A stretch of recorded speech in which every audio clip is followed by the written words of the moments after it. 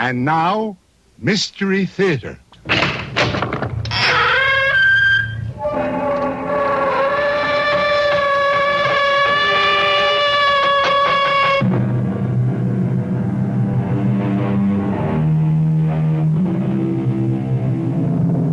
Come in. Welcome. I'm E.G. Marshall. Welcome to the world of your over-self. What is the man talking about? Over-self? What's that? Well, you might say it's that part of you where your imagination resides. The truth is that, according to any number of religionists, you don't exist at all. Only your imagination. When you refer to myself, you're actually talking about an illusion created by your over-self. Confusing? Certainly is to me.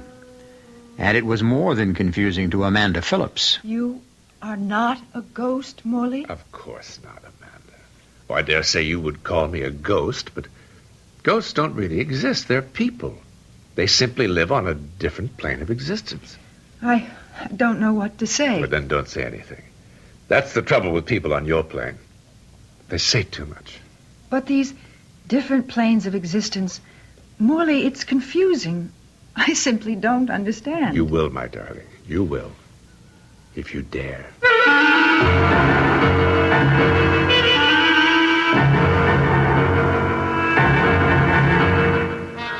Our mystery drama, Picture on a Wall, was written especially for the Mystery Theater by George Lothar and stars Diane Baker.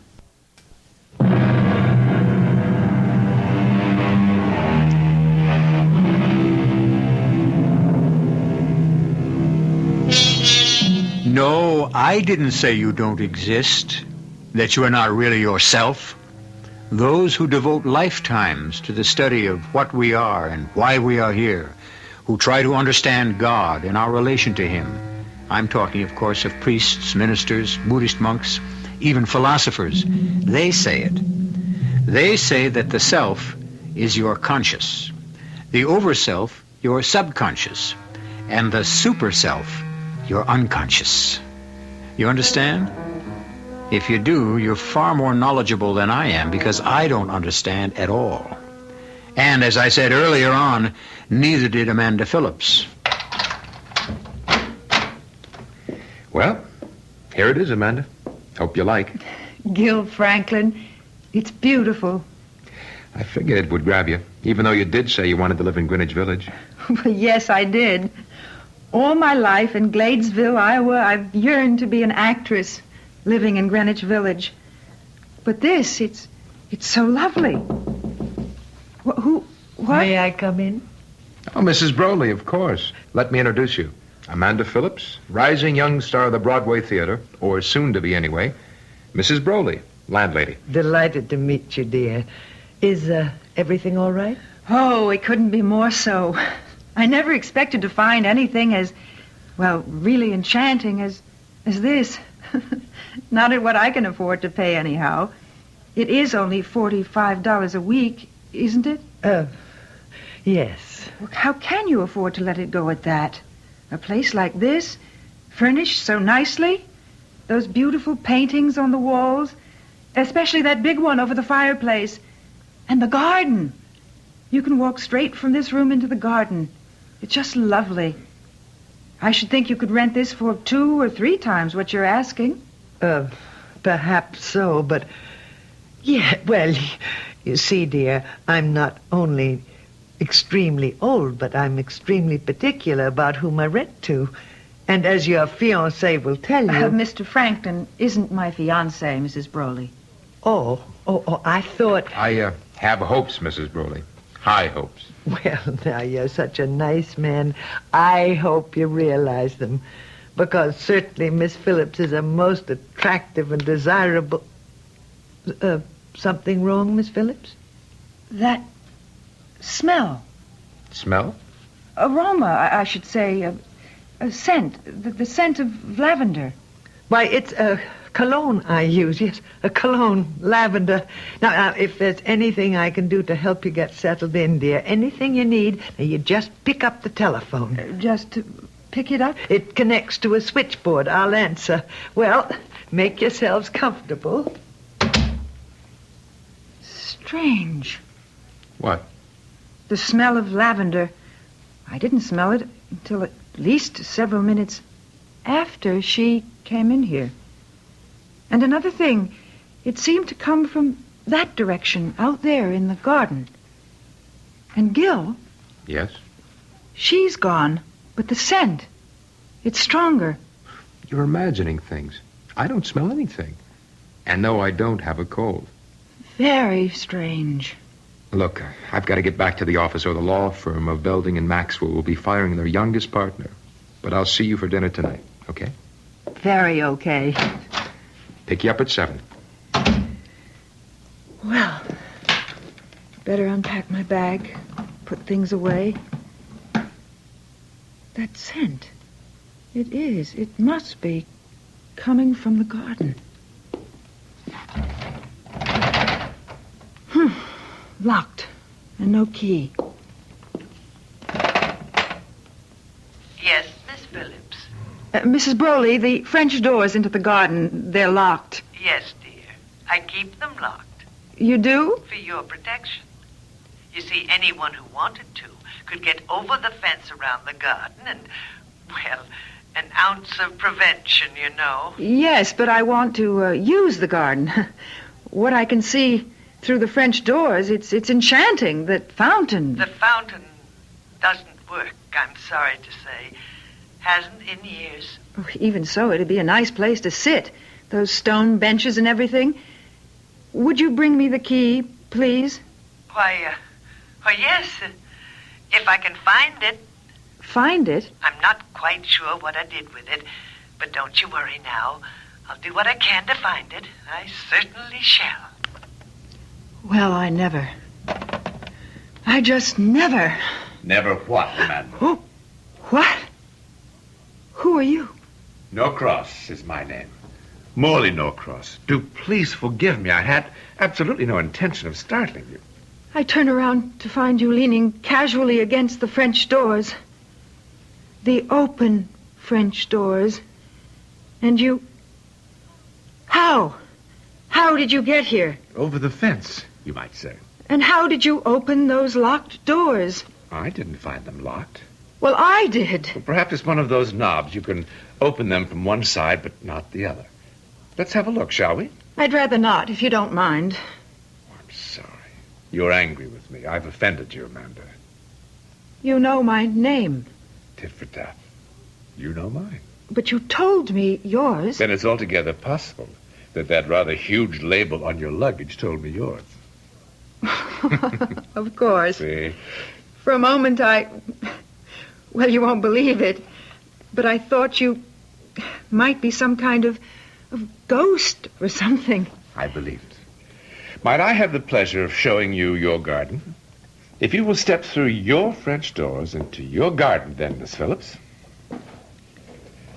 you can all but smell fall in the air. And lavender. Yet I don't see any in the garden. My cologne, I dare say. You use lavender cologne? Yeah, old-fashioned, isn't it? For a man, I mean. Why, perhaps, but I like it, Mr. Norcross. Oh, I say, call me Morley. If we're going to be friends, that is. And I hope we are. Do you? Why not? Why not, indeed? Beautiful fountain, isn't it? Yes. Yes, it's beautiful. It's simple, a peasant girl holding a tilted pitcher on her shoulder. A pitcher from which the water used to pour into that large stone basin at her feet. Used to? 60 years ago, or so, yes. 60?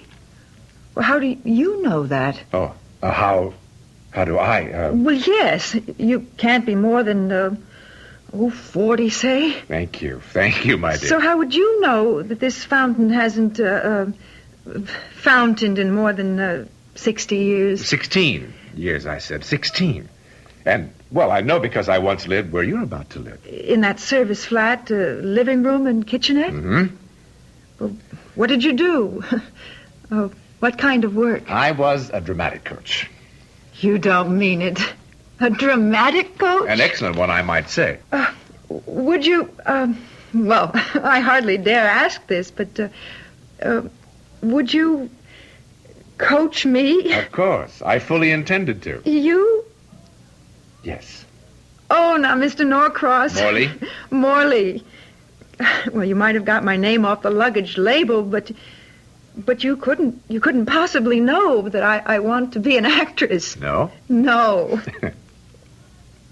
What is it? Ever read Sherlock Holmes stories? No. That's too bad. They're fascinating, fascinating. Holmes could look at someone he'd never seen in all his life before and tell him everything about himself. I was an avid reader of Holmes, and somehow I picked up the technique. For example, your makeup. Oh, what about it? Unless I'm mistaken, on your cheeks, that's Panastic Rosy Glow, isn't it? Why, yes. And a touch of daylight orange in the corner of each eye. You're amazing. Of course, on stage, you'd use vermilion, but for daytime wear, you're most astute. And then, of course, your clothes are a dead giveaway. To say nothing, my dear, nothing of your walk. Unbelievable, Morley. Elementary, Watson. Elementary.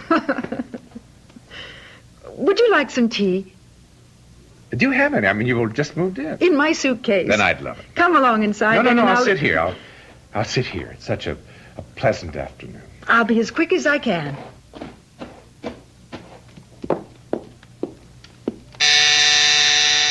Yes? Come in. Oh, Mrs. Brawley. Found the key to the French doors, my dear. Well, thank you. Though I am not sure I'll need them now. Oh, I'm glad you've decided to leave them locked. Much safer. But I haven't decided to leave them locked. As you can see, the doors are As I can see what? Closed. I didn't close them. And if Morley had, I'd have heard him. Morley. Did you say Morley? Mr. Morley Norcross. He's sitting in the garden by the fountain. There's no one sitting in the garden, Miss Phillips. No one? Why, he's gone. And the door's locked. Of course. Why are you looking at me like that, Mrs. Broley? Miss Phillips, finding this key put a very old woman to considerable trouble. Now, I don't mind that. I'm accustomed to it and delighted to make my tenants as comfortable as possible. But I don't like having games played on me, Miss Phillips. I don't enjoy being made a fool of. There are the keys you asked for. Please take care to lock those doors before retiring at night. But, Mrs. Broley...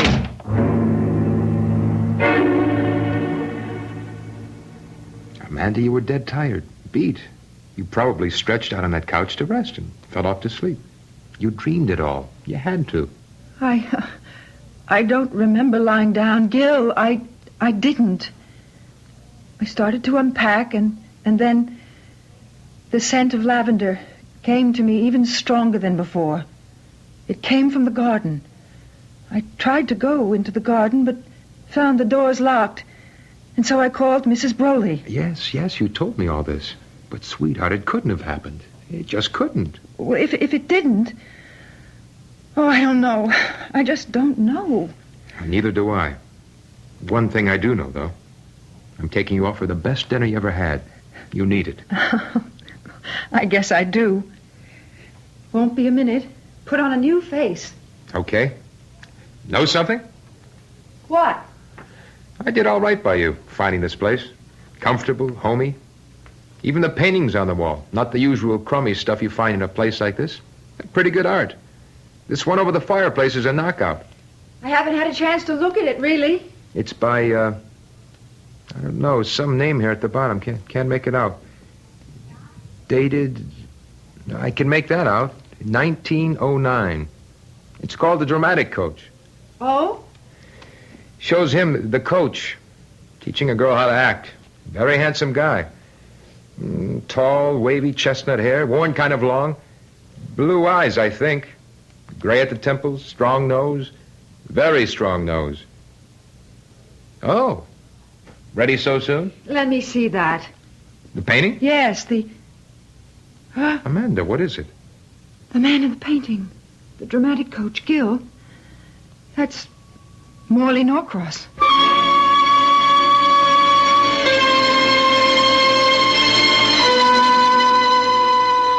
Well, we may be talking about the self, the over-self, and the super-self, but so far as I'm concerned, Morley Norcross is a ghost. Now, maybe he isn't. Only my opinion. But the things going on in that 9th Street flat, the things that happened to Amanda in that garden, you ask me, they're more than strange. They're uncanny. I wouldn't be concerned, except I remember Amanda saying she felt scared. I don't like that. It worries me. I'll be back shortly for Act 2.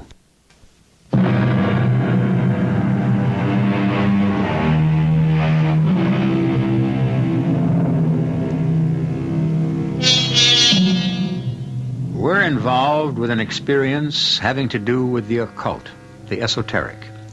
Or rather, lovely young Amanda Phillips is. As we know, she has come to New York City from Gladesville, Iowa, hopefully to become a successful actress. One can expect all sorts of things to happen to one in the Big Apple, of course.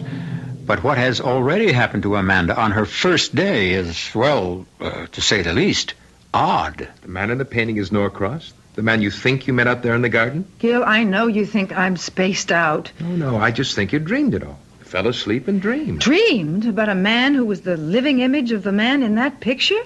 A dramatic coach to boot? Well, it figures, doesn't it? What do you mean it figures? Well, there he is in the painting. The painting is titled The Dramatic Coach. Your eyes may have just glanced at it, but your brain, it registered it clearly. You were tired, worn out from your trip. You stretched out to rest, fell asleep, and voila. Dreamed of the man in the painting. The man who said he was a dramatic coach. Well, I don't remember falling asleep. But what you say makes sense. That's what must have happened, I guess. Sure.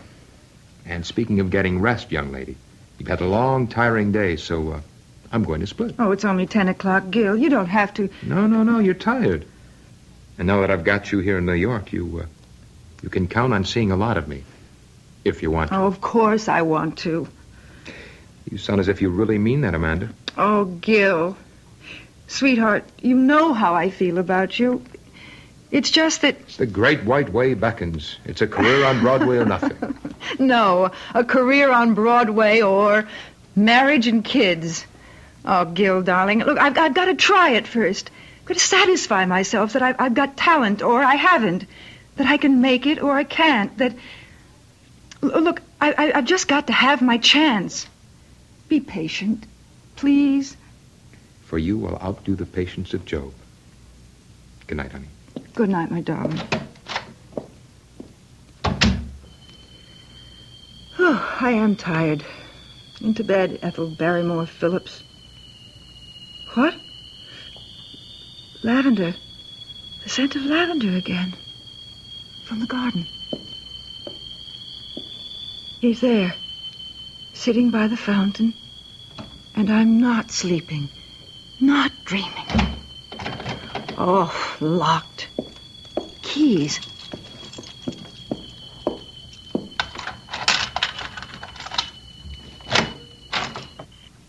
Morley? Amanda. What are you doing here at this hour? It's such a beautiful evening. Full white moon. Yes. Isn't it an enchantment? The jet black buildings tall against the night sky. Lights shining yellow and orange in windows here and there. And here, right here in the midst of it all, a small oasis of peace and quiet. Loveliness. You keep talking like that, Morley, and you will cast a spell over me. I will, won't I? Amanda, do you mind my coming here of an evening, now and then? I won't, if you say no. Well, no, I suppose it's all right. You come when you want to. Thank you, my dear. Thank you. Morley, Yes. there's a painting over the fireplace. It's called the dramatic coach. And the man in the painting, the coach, looks exactly like you. Yes. Yes, he does. It was painted by Scott Costain in 1909. The man in the painting is my grandfather, whose name was also Morley Norcross. Oh. You didn't You didn't think... Yeah, I'm afraid I did. No, you couldn't have. But look, if you haven't lived here in 16 years, you said? Yes, 16. Well, what's the painting doing there now? You have no doubt heard of actors being forced to leave their luggage behind because of non-payment of rent. And you? Oh, Morley. But it's quite all right, Amanda. It's quite all right, especially since I can look at it almost as much as I want to. I can take a peek now and then through the French doors. You poor man. You love that painting, don't you? You're very perceptive. Yes, I do love it. As much as I loved this fountain. The fountain? Yes. Did Mrs. Broley tell you? No. I don't suppose she did.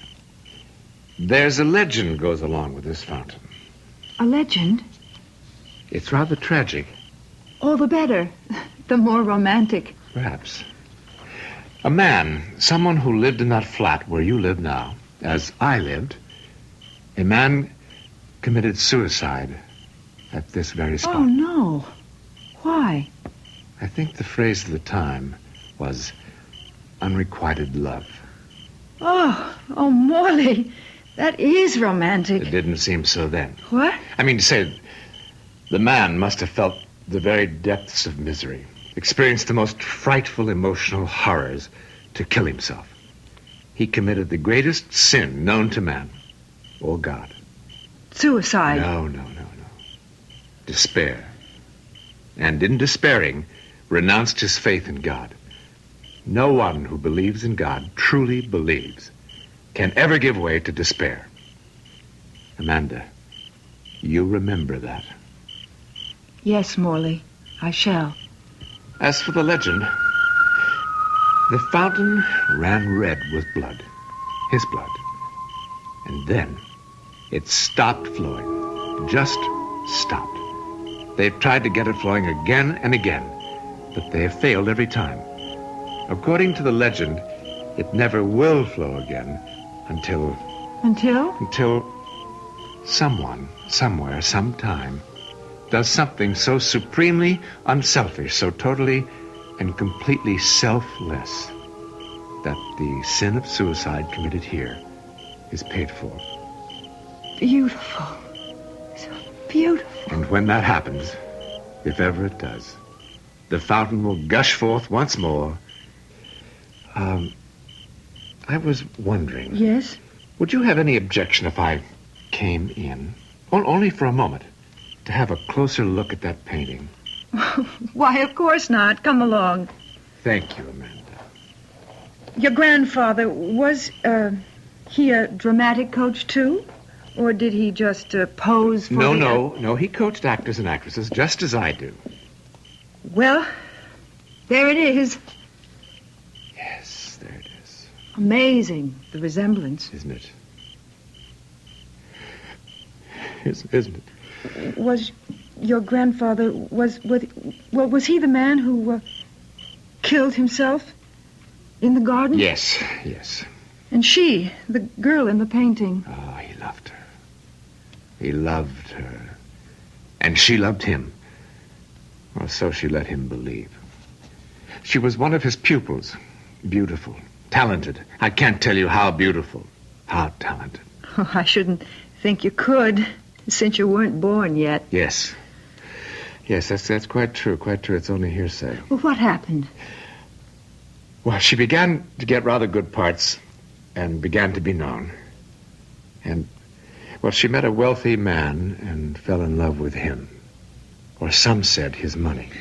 Oh, dear, it must have been tragic. It was more than I could bear. You? Oh, my grandfather, of course. But you said more than you could bear. My imagination. I have a flair, I have a talent for placing myself in a situation of becoming the people involved. I imagine myself.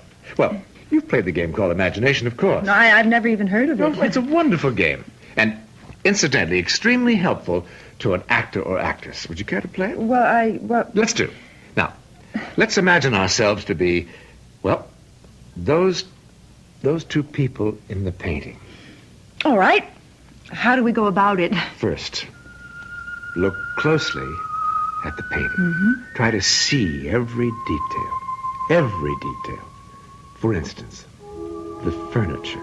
Old-fashioned, high-backed couch with brocaded upholstery and antimacassars. That's right. And the table lamps, beaded lamps they call them, I think. That's right, that's right. And the gas jets on the walls. Notice? How could I help but notice? I feel as if those lamps are actually lit. As if the gas jets are really glowing, as if I'm... Yes. I'm in the room with him. His arms around me, his lips close to mine. Go on. It's all so real. I am that woman in the painting. You are. You have become her. You have become Iris Jordan. Iris Jordan? That was her name. Is her name, because you bring it to life again. Iris. Oh, Iris. Iris. No. Iris, What are you doing? darling Let me Iris, go. I love you. Molly. Mr. Norcross. Please, Iris. Unhand me, sir. Iris. You hear me, sir? Unhand me. Please. I've told you I no longer love you. I love another, Thomas Broley, and I'm going to marry Don't him. do this to me, Iris, I beg you. Miss Phillips. I beg you, Open the don't. door. I can't bear it. I can't Miss bear it. Phillips. I'll kill myself. Do you hear me? I'll kill myself. Miss Phillips! Miss Phillips! What is... Why were you crying out like that? I guess I got carried away, but we were only playing a game. A game? We? Morley Norcross and... Why, he's not here. Mrs. Broley? Broley? Is your first name Iris? Oh, what if it is? Were you the girl in that painting? I think you're out of your mind. You were the girl in that painting, weren't you? You were an actress. And you were in love with Morley Norcross, but you jilted him for a man named Broley. Thomas Broley. Miss Phillips, I will ask you to vacate these premises in the morning. This room, that garden, they're haunted, aren't they? I don't know what you're talking about. Oh, yes, you do.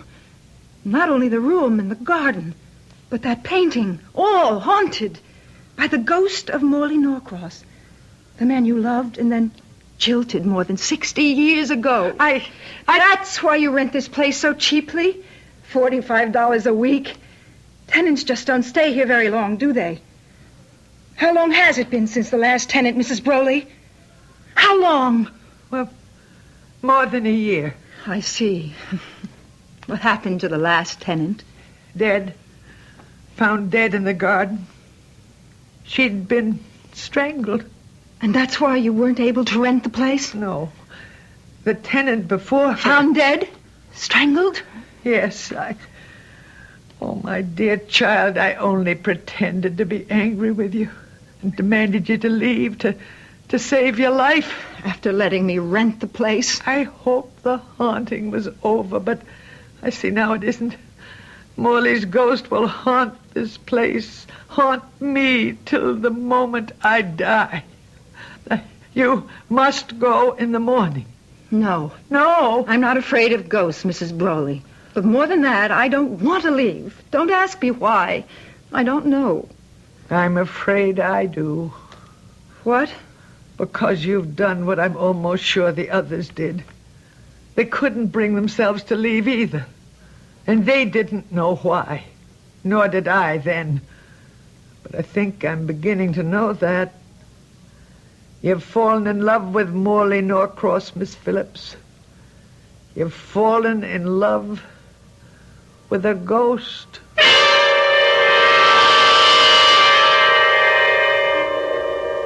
Well, there's a twist for you. Has Amanda fallen in love with the ghost of Morley Norcross? Or is some other power, some other force at work?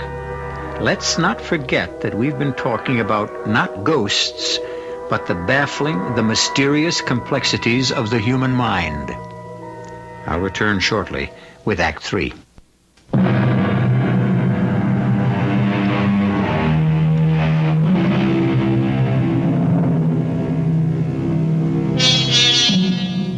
To fall in love with a ghost. That surely must be a curious experience, to say nothing of a dangerous one. Especially when, if previous tenants of Amanda's little apartment did the same thing, they were strangled to death as a result. But why? Morley Norcross, his ghost, that is, seems a charming, gentle, anything but violent spirit.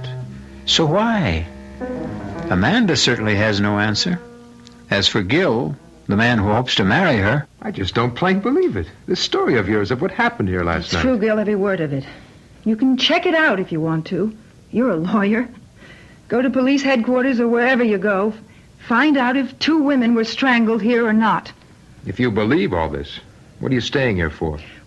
Mrs. Broley says, thinks, I've fallen in love with Morley. Now I've heard everything. You in love with a ghost. Amanda, you don't think you are, do you? If you think that, then you need help, sweetie. You need help in a bad way. Now you're telling me I'm crazy.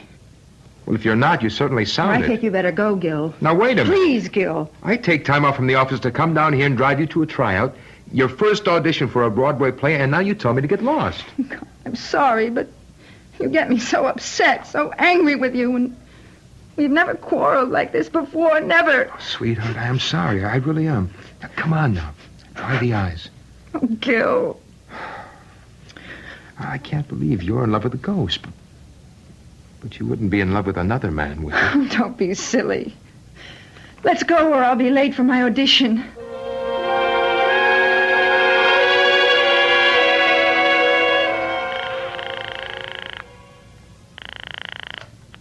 Building in Maxwell.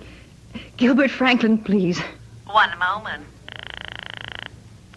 Hello? Gil? Amanda. Oh, Gil, I'm so excited. You got the part. Not the little part, the walk-on. But Gil, they listened to me for the ingenue lead. And I got it. I got it. Ingenue lead. Hey, that's fantastic. I can't believe it. I can't either. Now, this calls for a celebration.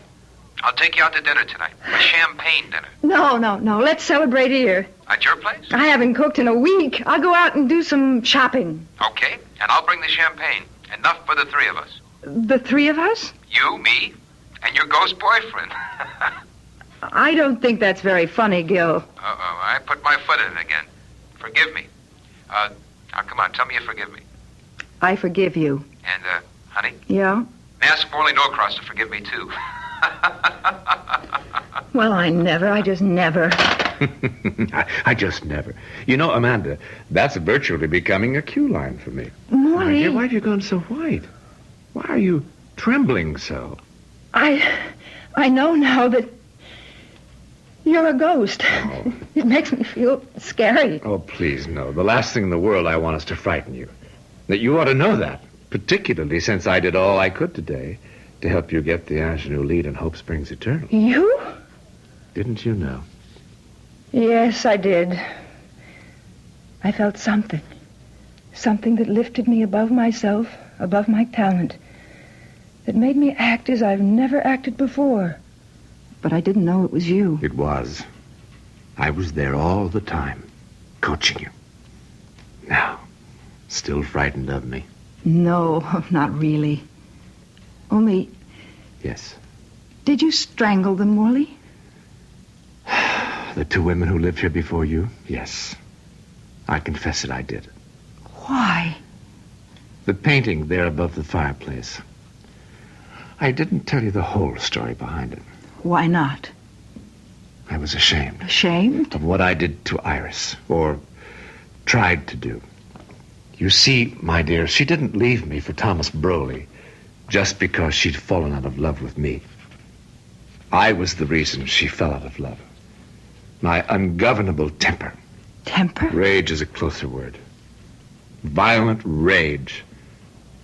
Another word for it would be ego. My ego that demanded its way, or I would fly into an insane fury.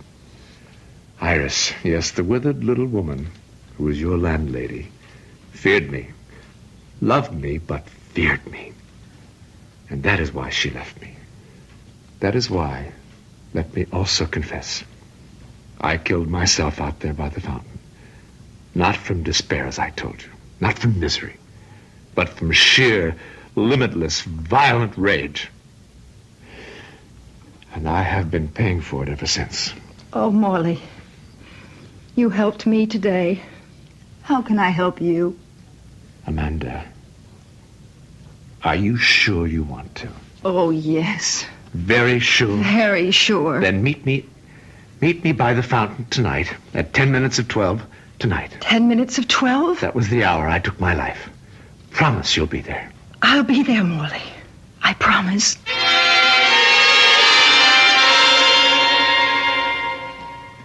All right, Amanda. All right, I'll leave. Gil, don't be angry. What'd you expect me to be? I invite you to dinner to celebrate. You say, oh, no, come to my place. I'll make dinner. I come, I bring the champagne, and from the minute dinner is over, you keep suggesting I leave. Gil, it's late. 11:45 midnight is late. It is for me. I've had a long, nerve-wracking day, and Okay, I'm going. You want to know something? I may not be back. Oh, Gil. Gil. The scent of lavender coming from the garden. Yes, Morley. I'm coming.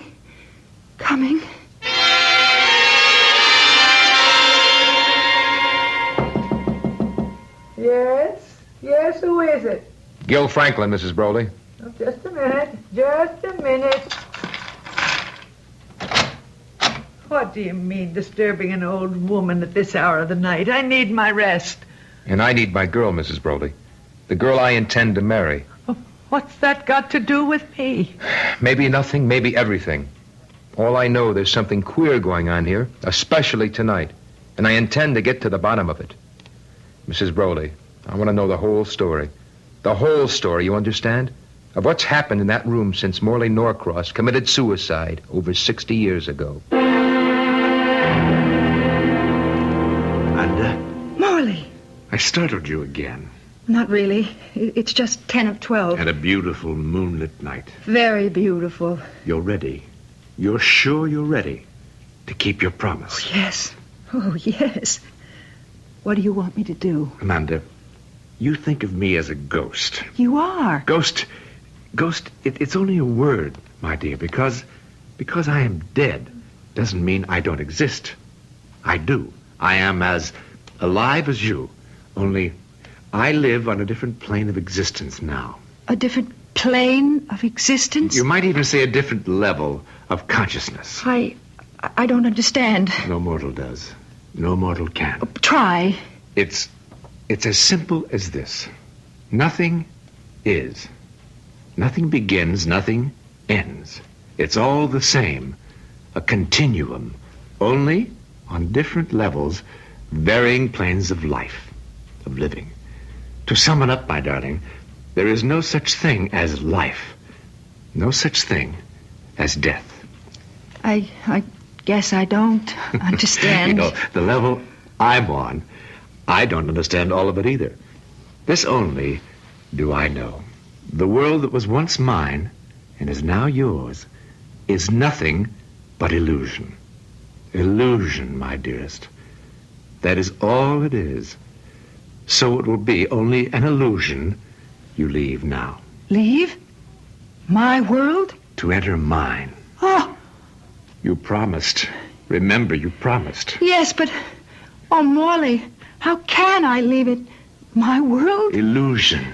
Illusion, reality, call it what you like. I don't know. But Morley, I'm going to be the ingenue lead in a Broadway play. It's what I've wanted, dreamed of, yearned for since I was a child. I can't leave that. You must. I can't. I tell you, you must. Can't you understand?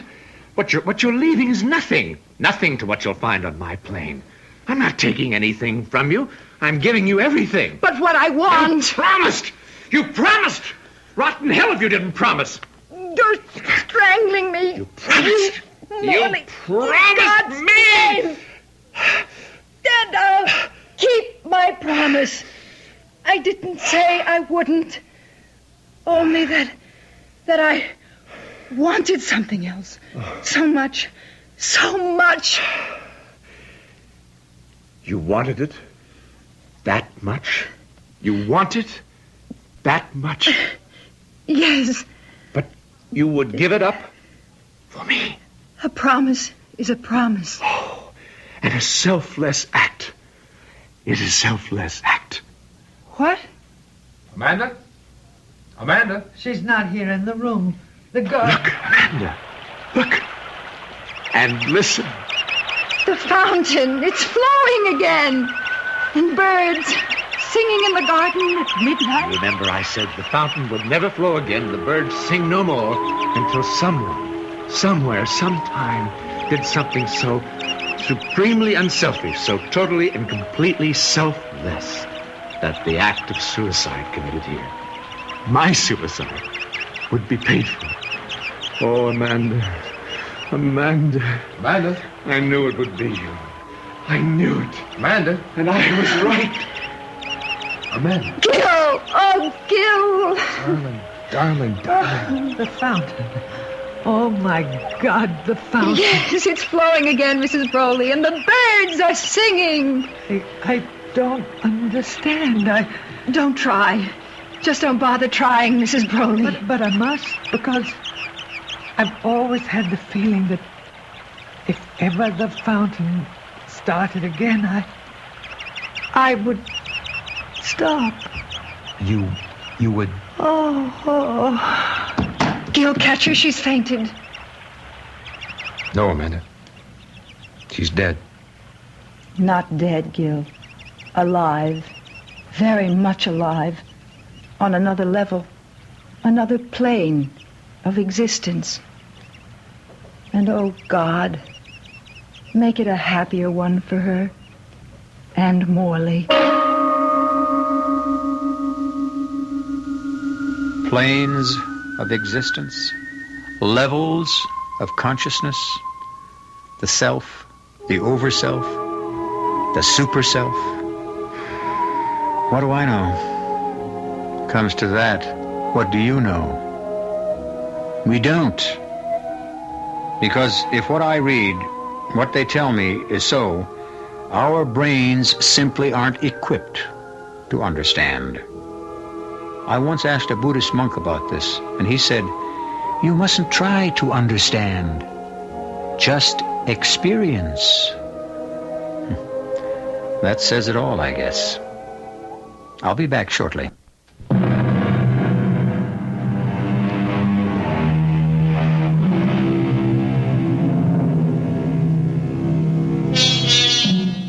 Amanda Phillips didn't become a Broadway star. She became Mrs. Gilbert Franklin. Oh, she played the ingenue lead in Hope Springs Eternal, all right. But the play folded in New Haven. Well, if Morley Norcross was right, it doesn't much matter. After all, the world we live in, you and I, nothing but illusion. Some illusion.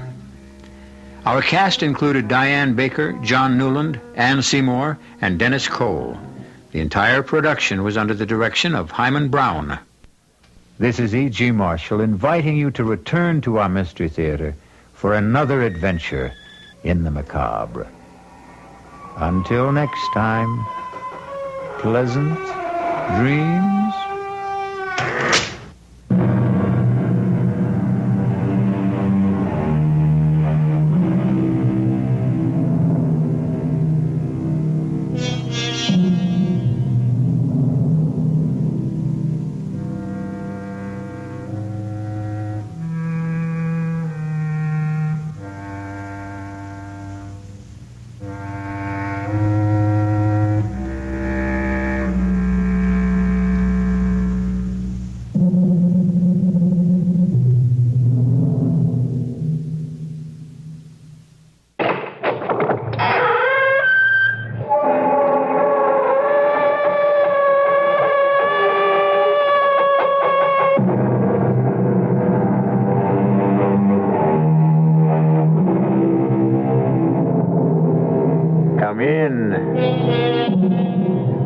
Welcome. I'm E.G. Marshall.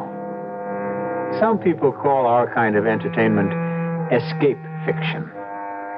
Well, that word has never been more appropriately used than to describe the story you're about to hear. It's about a man with a most unusual profession, a man who makes his livelihood by making escapes. But now, the great Fellini is going to cap his exciting career with the greatest escape of all, even if it turns out to be the last escape. And if you think Houdini took great chances, wait until you hear what the great Fellini has in mind. That's right. I'm going inside that box in a bathing suit, and they're going to dump me right into the middle of the lake. Joe, but that's crazy. It's too dangerous. What you mean is I'm too old for it, huh? But I'll show you, baby. I'm not too old for the trick or for you.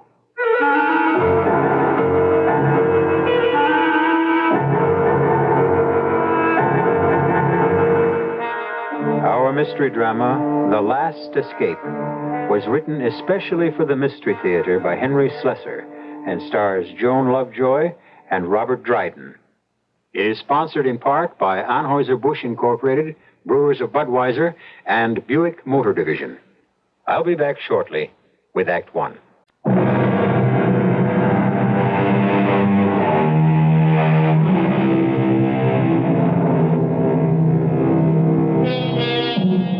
We're in the glamorous Tropicana Supper Club.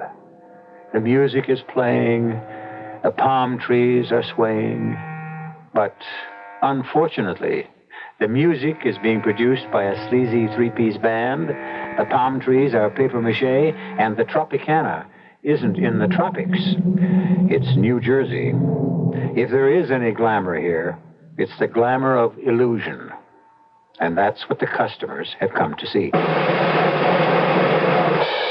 Ladies and gentlemen, here's what you've all been waiting for. Direct from Command performances in London, Paris, and Rome, the man who defies ropes, chains, locks, handcuffs, steel boxes, and prison bars, the one, the only true successor to the immortal Houdini. Here he is, Fellini the Great!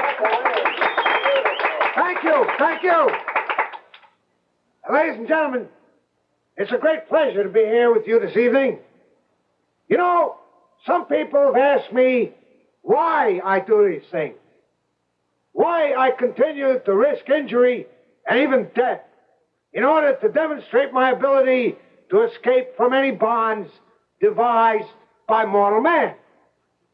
Well, let me tell you the reason.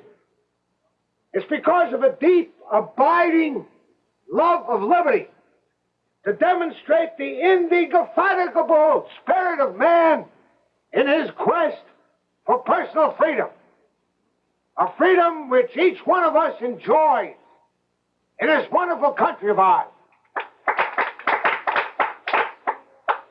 And now I'd like to introduce you to a lovely young lady who is going to assist me in my demonstration this evening. Here she is, Miss Wanda Wilson.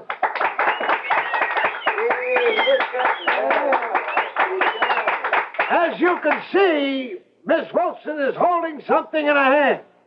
It's a straitjacket designed to restrain the most violent madman. Madness, as you know, often increases the strength of its victim enormously. But this jacket has been created so skillfully that experts will swear that there is no way out of one. The great Houdini, however, once proved that it can be done. And tonight, before your eyes, I am going to attempt to duplicate his astonishing escape. Wanda? Yes, Fellini. Please ask two men from the audience to assist us. Yes, Fellini. Well, how about, what about you two gentlemen? Will you help out? Oh, thank you very much. Now, if you two gentlemen will just put the jacket on me. Yeah, that's right. I fold my arms around my torso, and then you secure every strap. Yeah, that's it. Just as tight as you can now. Hey, yeah, that's right. Every single one of them. A little tighter. Tighter. Make sure there's absolutely no way I could get out of it. There. Thank you, gentlemen. And now, ladies and gentlemen, to spare you the sight of my agonies, Wanda will place a screen in front of me. Here it is, Ferlini.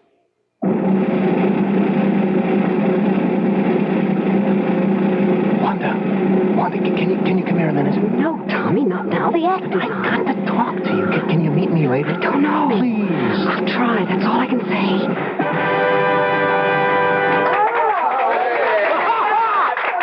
All right, here it is, ladies and gentlemen. As you can see, now one strap is torn or broken. The straitjacket is in perfect condition, but I am free. I'll tell you one thing about this escape. You don't have to be crazy to try it, but it helps.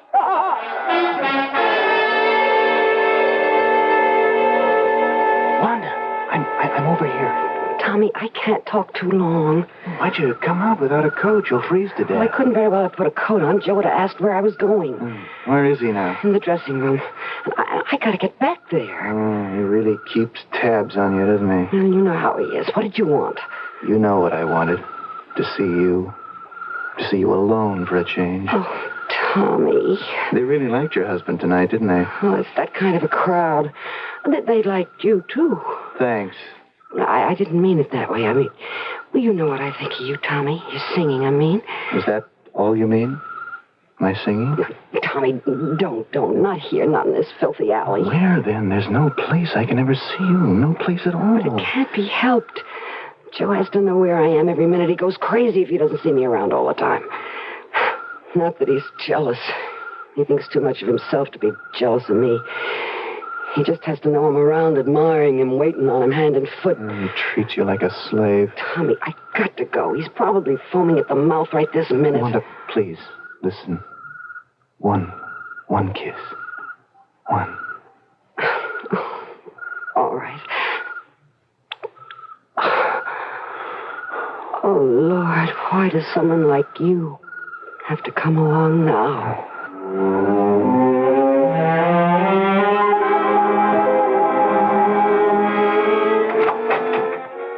Hey, where were you?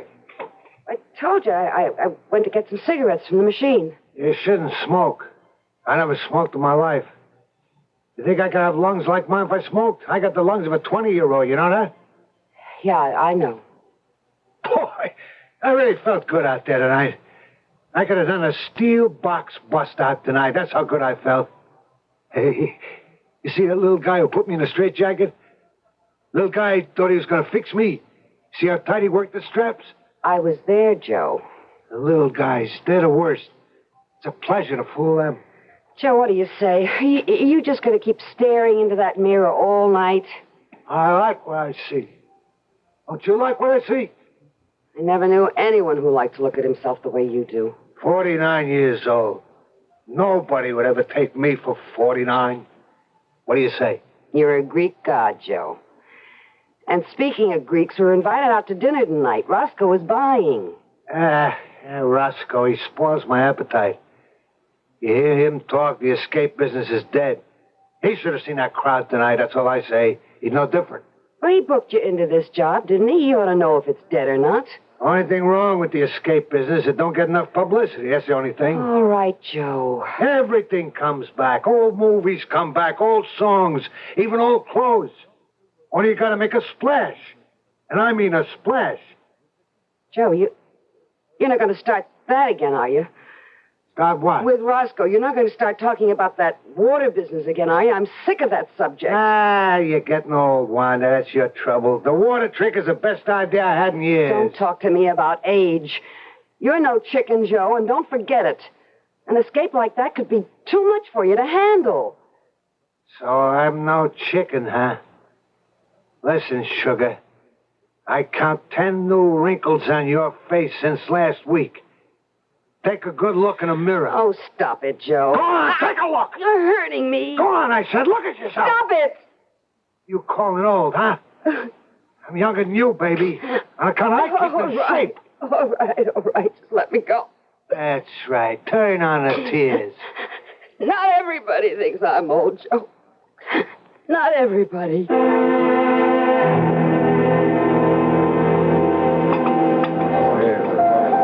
Ah, you should have seen me tonight, Phil. I was the best. That crowd really ate it up. Didn't they wonder? Yeah, it was a good crowd for that crummy joint. Don't knock crummy joints, not if they pay off every Friday. Listen, after tonight, I wouldn't be surprised if they booked me for another month. I'd be surprised. You close next week. What? I told you it was a 3-week engagement, Joe. Yeah, but you said... maybe it would go longer. Well, that's as far as it goes. Okay. Okay, we'll find someplace else, right? Someplace better than that crummy Tropicana. Sure. I'm telling you, Phil, the escape business is coming back. And when it does, I'm going to be right on top. You're practically the only one left. All I need is one good break, one good publicity stunt. Uh-oh, here it comes. Starting with that water trick again? Yeah, that's right. Thought you were going to stop bothering me about that. I don't stop bothering you until we do it. Look, Joe, you know as well as me that times are different. 20, 30 years ago, a good press agent could ballyhoo an escape artist right onto the front pages. Only Houdini's been dead a long time. Sure, Houdini's dead. But I'm alive. Me, Joe Fellini. It's one thing about you, Joe. You never had any trouble with false modesty. Listen, what could Houdini do that I can't? I work with the ropes, the chains, irons. I can get out of boxes, bags, hampers, chests. I can do all the handcuff routines. Nobody does a faster straitjacket than me. Besides, you know that Houdini used a lot of phony trick stuff. And I suppose you don't? Sure, sometimes. I got my skeleton keys, my phony bolts, and all that other junk. But you know me, Phil. I do my best tricks with muscle and brains, right? Sure. You're the greatest, Joe. Yeah, I keep in shape. Ask Wanda here. 1 hour a day with the barbells. Yeah, I still got a terrific chest expansion. I can do this water trick, Phil. It'll be great. You know something, Wanda? Maybe the only way to stop your husband from talking about this is to let him do it. Oh, Phil, no. All right, Joe, how do you plan to work the act? I'll really do it up good, Phil. First, I'll let him handcuff me. I mean, genuine cuffs. All checked out by the chief of police or somebody like that. And what makes you think I can line up the chief of police? Then after I'm handcuffed, the rope around my body around 50 feet. Then they put me in a burlap sack and tie it up good. Then they put the whole works into a steamer trunk and dump me right in the middle of the lake. How's that sound? Like sudden death. Don't worry about it. 2 minutes after that trunk goes into the water, out I come. Then all I gotta do is swim. And how do you plan to do it? Oh, I ain't giving away no trade secrets, Phil. All I can say is I got a new gimmick that'll make it more sensational than even the water trick Houdini did. Phil, you can't let him go through with this. It's a trick for a young man. I can do it, I said. Just tell me when we start, Phil. I'll tell you when, Joe. As soon as you can prove to me that you can swim.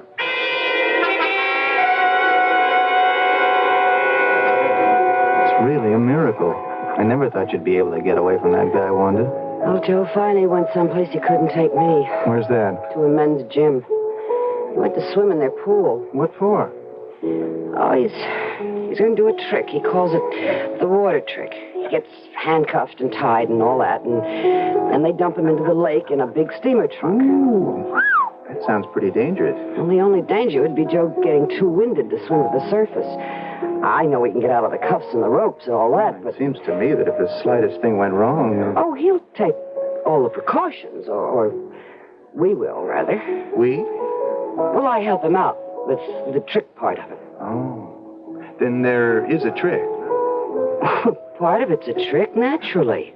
But, even tricks go wrong sometimes, don't they? Yeah, they do. Did anything like that ever happen to your husband? Well, yeah, once. He couldn't open the lock on his handcuffs. See, he had a key hidden in the cuff of his trousers, but it slipped out of his hand and fell between the cracks of the floorboard. He wasn't hurt or anything. It was Just a wicker basket escape on stage. I see. But if anything like that happened now, I mean, at the bottom of a lake. But that would be terrible. It'd be awful. Yeah. It would be really tragic, wouldn't it? I don't want to think about any such thing. I just don't want to think about it. No, of course not, Wanda. At least, we won't think about it tonight.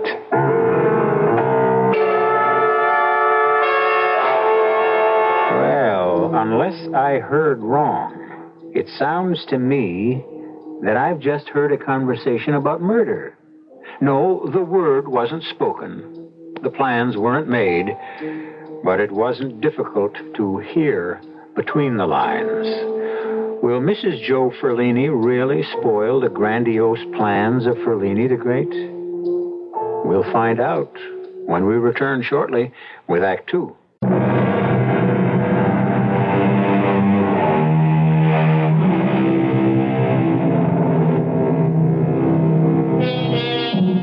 The engagement is over for Ferlini the Great at the Tropicana Supper Club. But now Joe Ferlini and his wife have a new address, a small and rather shabby hotel which bears the name of Lakeview, undoubtedly because it's located on the edge of Lake Paradise. This afternoon, Wanda Ferlini is alone and bored, disinterested in her copy of Variety, tired of reading about the success of others. But then... One second. Tommy. Hello, Wanda. Surprised? Well, of course I am. What are you doing here? Isn't it obvious? I came to see you. No. Scratch that. For publication, I came to audition for a singing job at the Lake Paradise Inn. Is that the truth? You know what the truth is. Look, can I come in?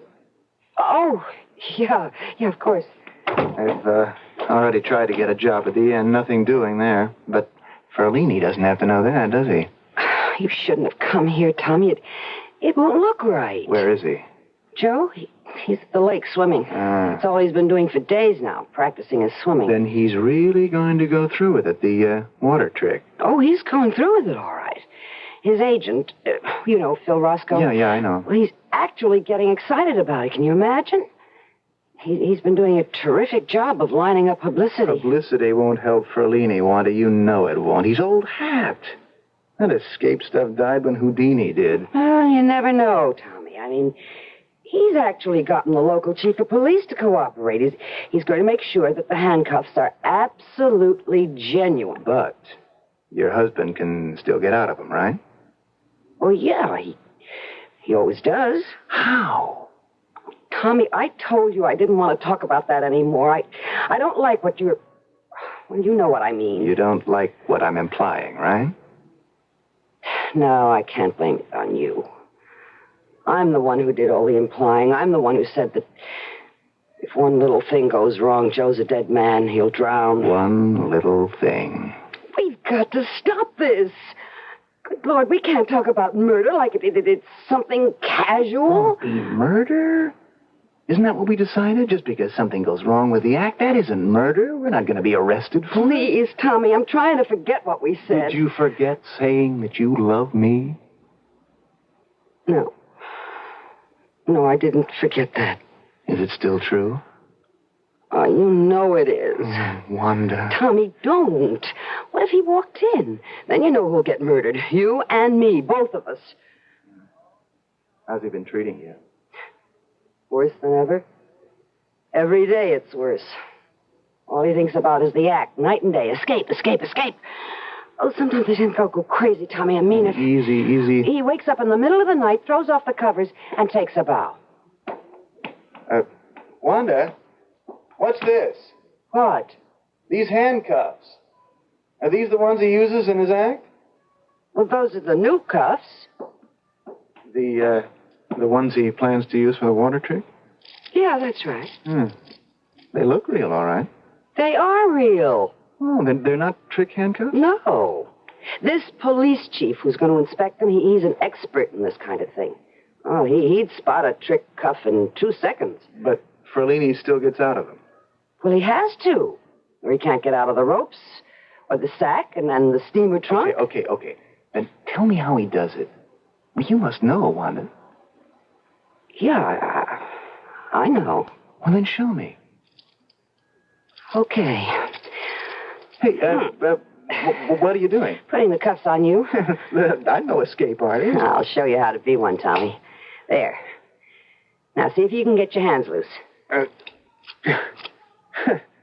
Well, I can't. It's impossible. That's right. It's impossible. Without this. Oh, a key. Yeah, just this tiny key. That's all it takes. Just turn the key and it's open.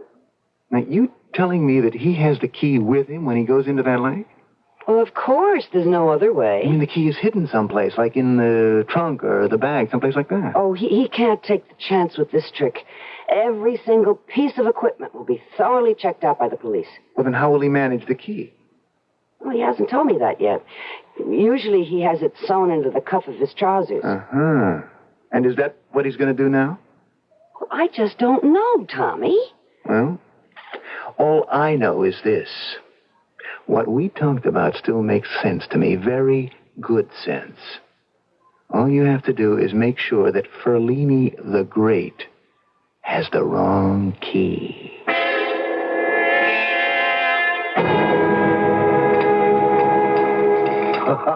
Look at that story, Bill. Just look at it. 4 big columns all about me. Now, don't get carried away, huh? It's a big story, but a very little paper. Circulation 10,000, maybe. Oh, that don't matter. It's the beginning, just the beginning. When I pull that stunt on Saturday morning, I'll be on all the wire services. You wait and see. I just hope you don't end up in the obituary column. Stop worrying about me. Well, I'd worry a lot less if you'd tell us how you're going to do this trick, Joe. That's what I keep asking him. I've been working for this guy for 18 years, and I know every stunt he pulls. Only this time... This time, I'm doing something different. Something really terrific. Look, will you tell us what it is, Joe? I'm knocking myself out, rounding up the press, getting the police to cooperate. I even got us a motorboat free of charge to take you out in the middle of the lake. Yeah, you're doing a real good job, Phil. I knew you wouldn't let me down. I haven't even told you the best part. I got a big news magazine guy coming out. What? That's right. It's a guy I used to know a long time ago. He works on the show business section. I talked him into coming out. If he likes what he sees, well, who knows? You might get some pretty good national publicity. Hey, that's great, Phil. That's just terrific. Only I'll tell you this, pal. If I don't learn some details, I'm going to be tempted to call the guy and put him off. I don't want him to come all the way out here just to see a guy get himself drowned.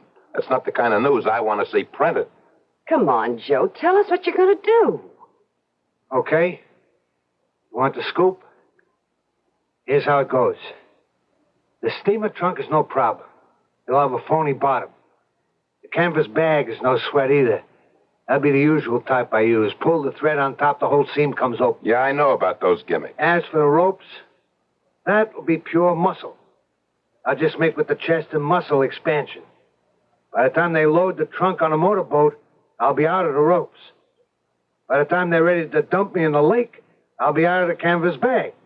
But first you have to get the handcuffs off. Sure.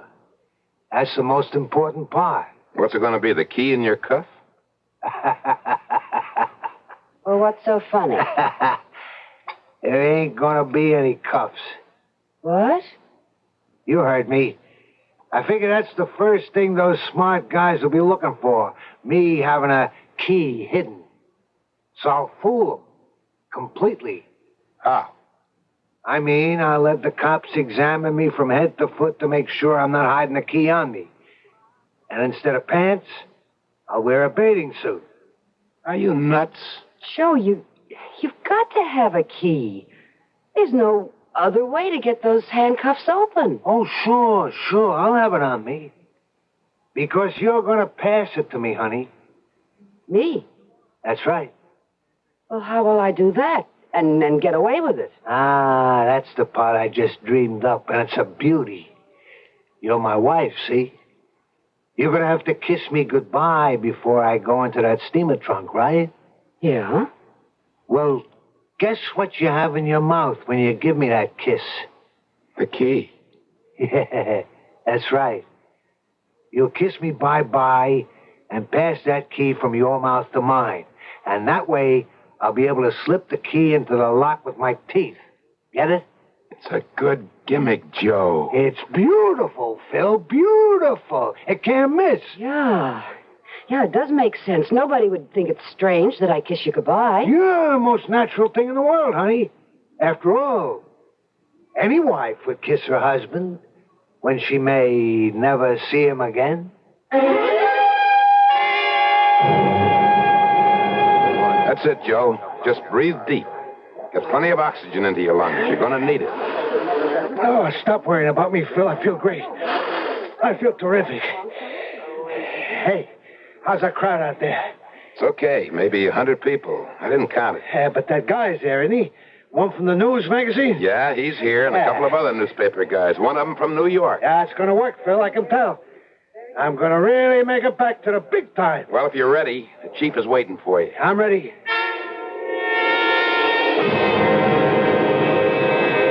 Chief Wallace, I'd like you to say hello to the great Ferlini. How do, Mr. Ferlini? I sure hope you know what you're doing. Ferlini, this is Mr. Ralph Crimmins, president of the local Chamber of Commerce, Frank Petty of the Lake Paradise Tribune, and you've already met Dave Brooks, our motorboat pilot. Well, let's get started, huh? It's a warm day, and I want to go in for a little dip. Chief Wallace, Yeah. would you begin by placing the handcuffs on Mr. Ferlini? I certainly will. Now, you've examined these cuffs, Chief, and you're sure they're genuine? Oh, they're genuine, all right. Would you clap them on, please? Right. There you are, Mr. Ferlini. Now, if you other gentlemen will please tie this rope around the great Ferlini's body. Make as many knots as you wish. Can I lend a hand there, too? I used to be a Boy Scout. Oh, help yourself, Chief. May I please have the canvas bag? Thank you.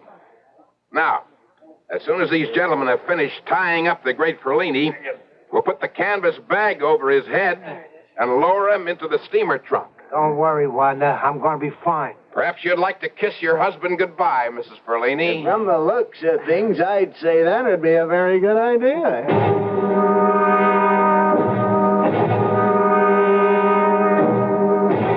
Ladies and gentlemen, the motorboat has stopped in the middle of the lake. Now, please watch carefully. Now, the trunk has been brought to the end of the boat. Chief Wallace and Dave Brooks, our pilot, are carefully lowering it over the side. And there it goes, into the water. The steamer trunk has gone straight to the bottom of the lake like a stone. The great Ferlini is inside, in the greatest life and death struggle of his career. Can he work his way free of those steel manacles? Can he escape from 50 yards of rope bound tightly around his body? Can he get out of the canvas sack that covers him from head to foot? Can he break through the solid locks of that trunk and manage to reach the surface on time? Wanda. Tommy, you shouldn't have come here. I just thought it would have been better. It's 15 seconds now. 15 long seconds for the great Ferlini. Wanda, what? Is everything all right? Please, don't talk to me now, Tommy. Not now. I'm sorry. I've missed you so much these past 3 days. I couldn't see you. You know we shouldn't be seen together. Well, I don't see why not. Everybody knows we're friends. We met at the Tropicana. 30 seconds. The great Ferlini has been underwater, sealed in that trunk for a full 30 seconds, and there's no sign of him. Is he all right? Wanda, I talked to the manager of the inn again. He thinks he may have a spot for me at the show at the end of next week. God's sake, Tommy, how can you talk about show business now? Oh, isn't that what this is all about? Show business? Wanda, for God's sake, what's happening out there? I don't know. How should I know? Why doesn't he come up? He said he'd be up in 20 seconds, no more than that. I just don't know, Phil. 45 seconds and he's not up. He's got to be all right. He's got to be. Everything went just the way we planned. Hey, there isn't a sign of him, not a ripple on the water. He's gone. Phil, it didn't work. It didn't work. Not coming up. He's drowned. No. Joe's drowned.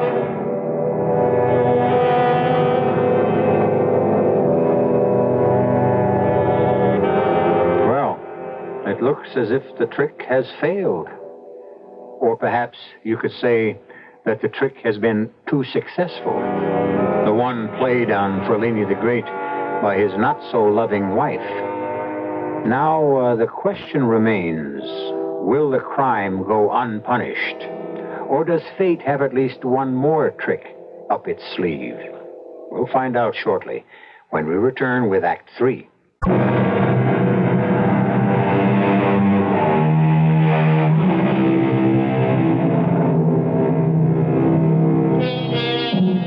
The great Ferlini is dead. His waterlogged body, still loosely bound in rope, still encased in a canvas bag, which became his shroud, still in the steamer trunk, which became his coffin, has been removed from Lake Paradise. Now it's a time of mourning and a time of questions. I'm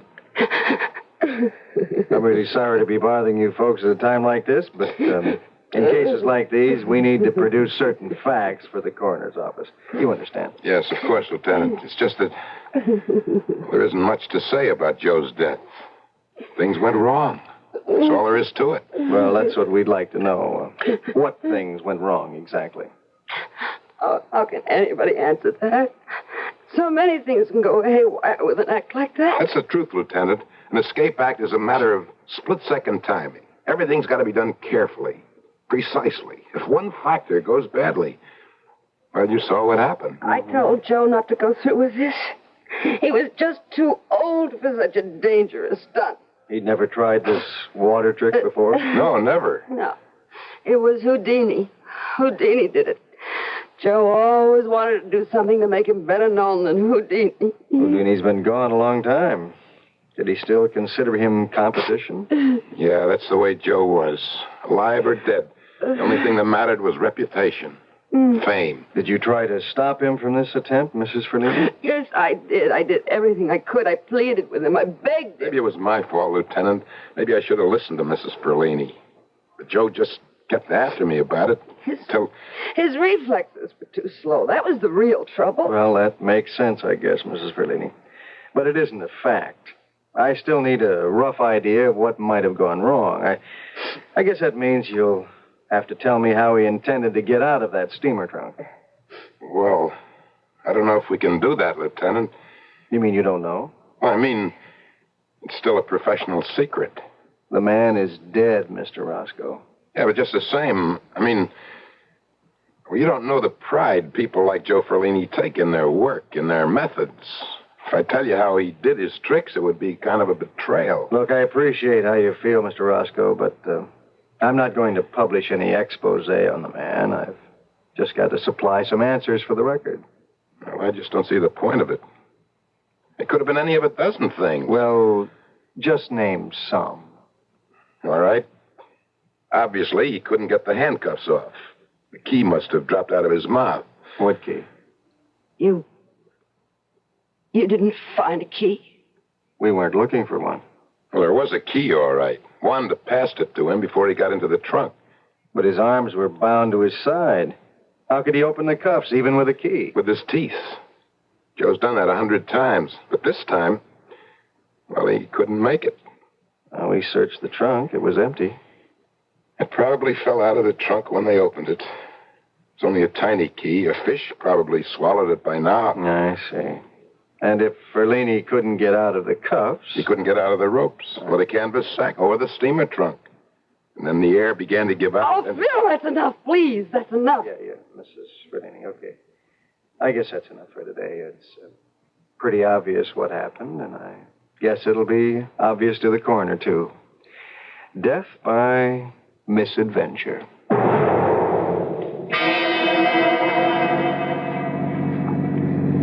Death by misadventure.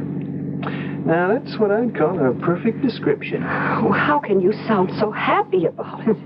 Why should I be unhappy? Tommy, the man is dead. He died a horrible death. Died doing what he wanted to do. What more can a man ask? No, you know the real truth. He died because of me. Because I gave him the kiss of death. No, don't say things like that. But it's true. It's absolutely true. I gave him his final kiss, and I passed the wrong key from my lips to his. You don't have to worry about that. You said the police never found the key to the handcuffs. No, they never found the key. They can't trace his death to me. Well, then you're safe. Safe? Is that what you call it? I killed him, Tommy. You paid him back for a lifetime of torture. He was never happier in his whole life. I never saw him so happy. He thought he was going to be so famous. Look, try to stop thinking about it so much. Do you think I slept a wink last night? All I could think about was the way that trunk looked when it slid into the lake with Joe inside of it. Then the way we waited, and Wanda, and then the cut it trunk out, coming huh? up all wet and slimy, and Joe still inside. Oh, my God, Tommy, I never had a nightmare that bad in my life. I mean, it was all true. Well, there's something else that's true. Joe Ferlini is being buried this morning. And that means you'll never have to worry about his mistreating you again. Yeah. I won't have to worry about living with Joe anymore. Now I'll have to worry about living with myself. You don't have to live by yourself. You've got me now, Wanda. Oh, please, Tommy, not now. I can't listen to such talk now. Not on the way to the funeral.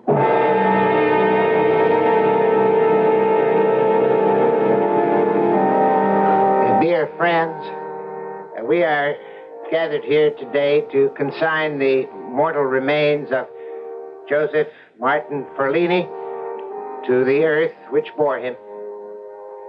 Joseph Ferlini was a man of courage and strength, a man who devoted his life to bring pleasure to others.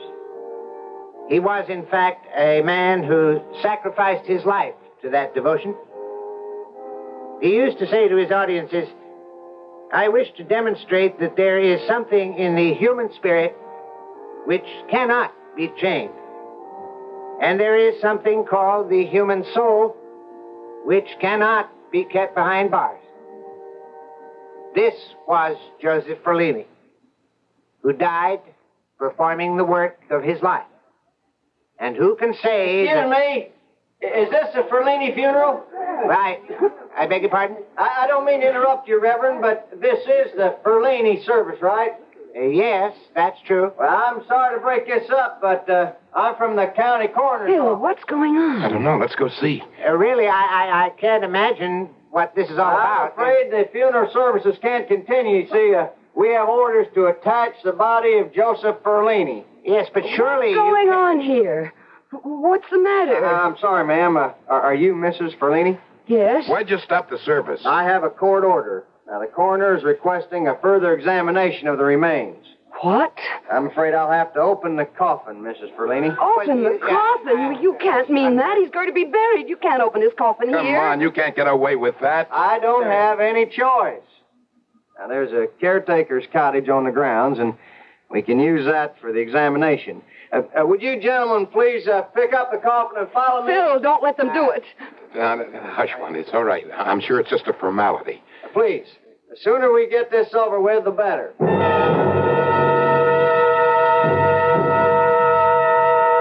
All right, now. Please stand back while I open the coffin. Oh, my God, I don't want to look. Don't let it bother you, Wanda. You saw Joe when he was in the funeral parlor. He'll look just the same now. Would you give me a hand with this lid? Yeah, sure. Oh, wow. It's empty. Dear Lord in heaven. What did you say? Don't look, Wanda. But he's gone. Well, how could he get out of his own coffin? Gone? Did you say Joe is gone? He's escaped!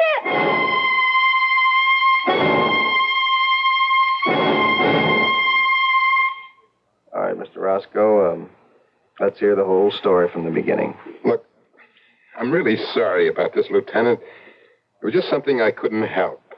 I mean, a promise is a promise. Yes, and breaking the law is breaking the law. I'm not under arrest, am I? Well, we'll determine that after you tell me the truth.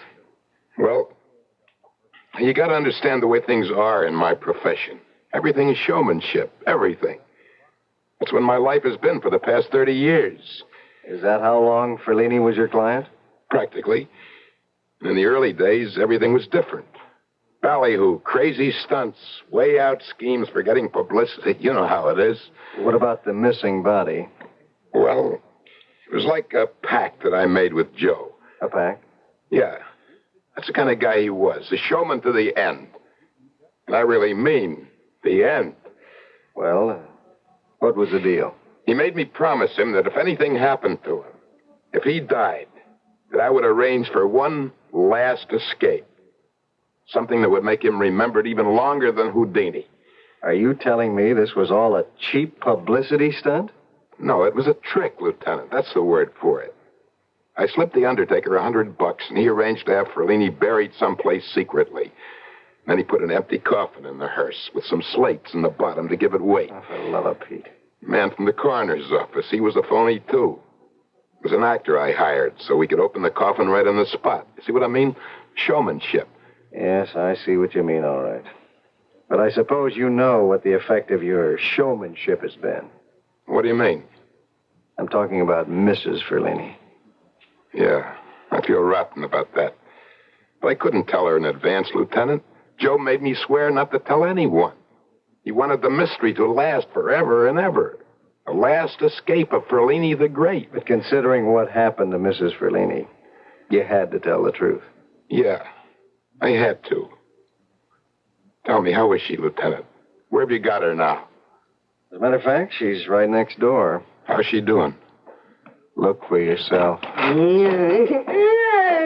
my God. Wanda. Wanda. She's completely out of her head, Mr. Roscoe. And she isn't the escape artist her husband was. She can't get out of that straitjacket.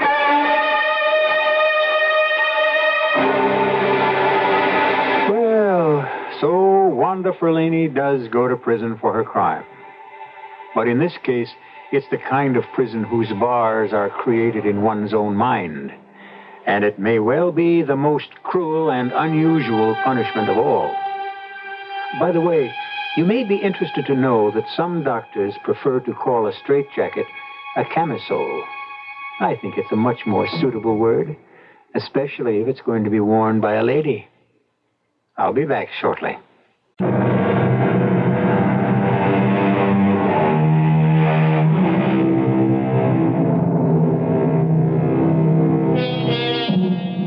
It's really a pity that the days of Houdini and his like seem to be gone.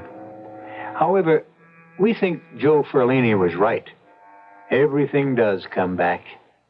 And we can probably look forward to seeing a whole new generation of escape artists, magicians, and illusionists. In fact, you're enjoying one of the greatest illusionists of all time right this minute.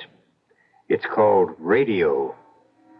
Our cast included Robert Dryden, Joan Lovejoy, Joseph Julian, Russell Horton, and Bob Caliban.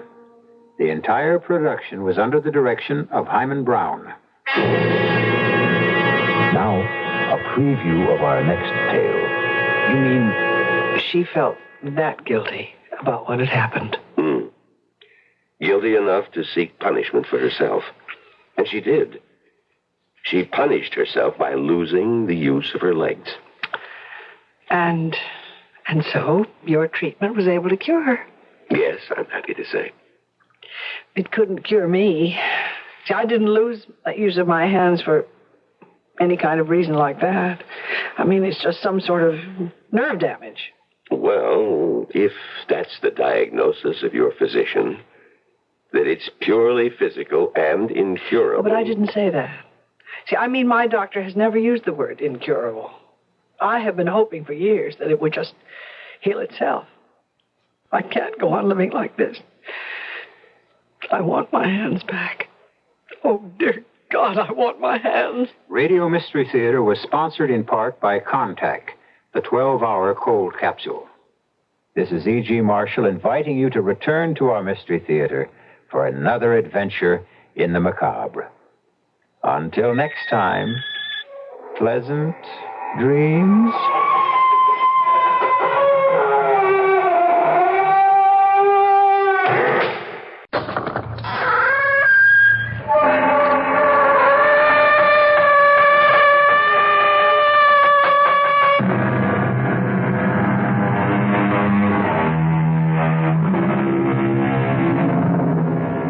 Come in.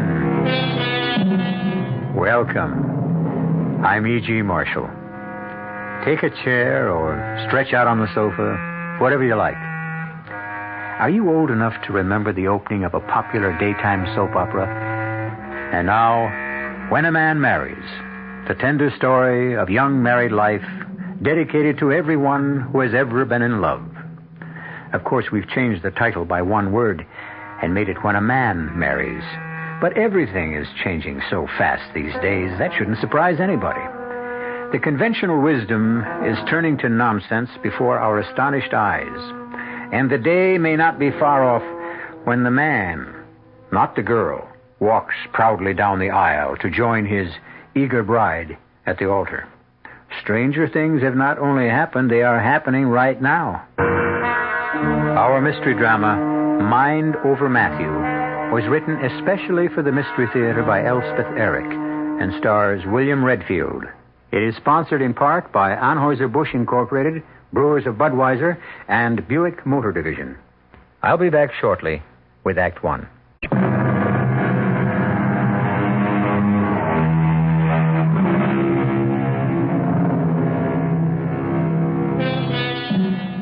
Someone who probably knows as little about it as anyone else once told me that if a man hasn't married by the time he's 35, chances are he'll stay single all his life. Well, our hero, Matthew Parker, being 40, is about to become the exception to that rule. If it ever was a rule, which I doubt. Listen with me now to the tender human story of when a man of 40 marries. Morning, Hester. Why, Mr. Parker, good morning. How are you, Hester? Oh, I'm fine. Well, I must say you're looking very well. Very well indeed. Oh, I feel very well. Well, so what brings you here? Is Dr. Caparata in? You didn't have an appointment, did you? No. I just took a chance. Oh, well, his 11 o'clock is late. He's in his office. Oh, good. Okay to go right in? I think so, just not first. Sure. I must say, I've never seen you looking better. Thank you. Yes? Hello, Fred. Oh, Matthew. How are you, fella? Well, you look great. Well, that's what Hester was just saying. Well, she's right. You feel okay? Marvelous. So what do you want with the doctor? Not that I'm not always glad to see you. Well, it's about my warts. Oh, Matthew. On my left hand, you know. I thought we'd about given up on those. Warts are pesky things. Oh, Fred, I can't give up, no. Well, I've tried everything, Matthew. Why don't you just resign yourself? I can't. I'm getting married. You're what? I know. I'm 40 years old, never been married, but, well, I'm in love. Do I know her? Mildred Cavanaugh? Well, she's only 20, Fred, but very mature. Well, her father's a patient of mine. Yeah, but you don't know Mildred. Well, she's never been to see me, no. But... No, Mildred doesn't have much use for doctors. No? Well, say, I feel that way myself sometimes. Yeah, Mildred says whatever's wrong with her, she can cure herself.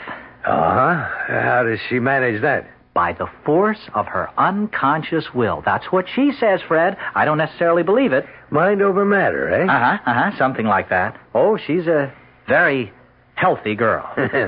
Most people are at age 20. You know, she never even has the sniffles. Or if she does, she dispels them. Yeah, well, all sniffles go away eventually. Yeah, but Mildred's go away in, 2 minutes, 3 at the most. She changes her thinking and they go away. Fred, I'm telling you, I've seen it happen. Matthew, any doctor is a fool who denies the power of the mind over the body, and I certainly don't. You won't tell Mr. Cavanaugh I was in to see you, will you, Fred? Well, I don't see why I should mention it. Well, he might say something to Mildred. So what if he did? She'd kill me. Surely not that. Well, she's pretty violent on the subject. She says once we're married, I won't have any pains or sicknesses of any kind. She'll see to that. What is she, some kind of a witch? Oh, she's a sweet, lovely girl. And, Fred, I do feel better. I mean, healthier and stronger since I've known her. I think a sweet, lovely girl at 20 would make me feel better, too, Matthew. Yes? Your 11 o'clock is here, Doctor. Okay, I'll leave. About my warts. Fred, we're getting married in a church. You know, it's very dressy and all that. Well, you'll be wearing gloves, Matt. Nice, clean, white gloves. Well, yeah. Forget about the warts. That's my advice to you. All right, if you say so. I say so. Look, I don't suppose I'll be seeing you from now on. Listen, we're still friends, aren't we? Of course, of course. Well, I don't want to hold you up. So long, Fred. Goodbye, Hester. Good luck, Matthew. Goodbye, Mr. Parker. Well, why won't he be seeing you from now on, Doctor? Well, he's marrying a young lady 20 years of age who doesn't believe in doctors. Oh? What does she believe in? Mind over matter. Or I should say, mind over Matthew?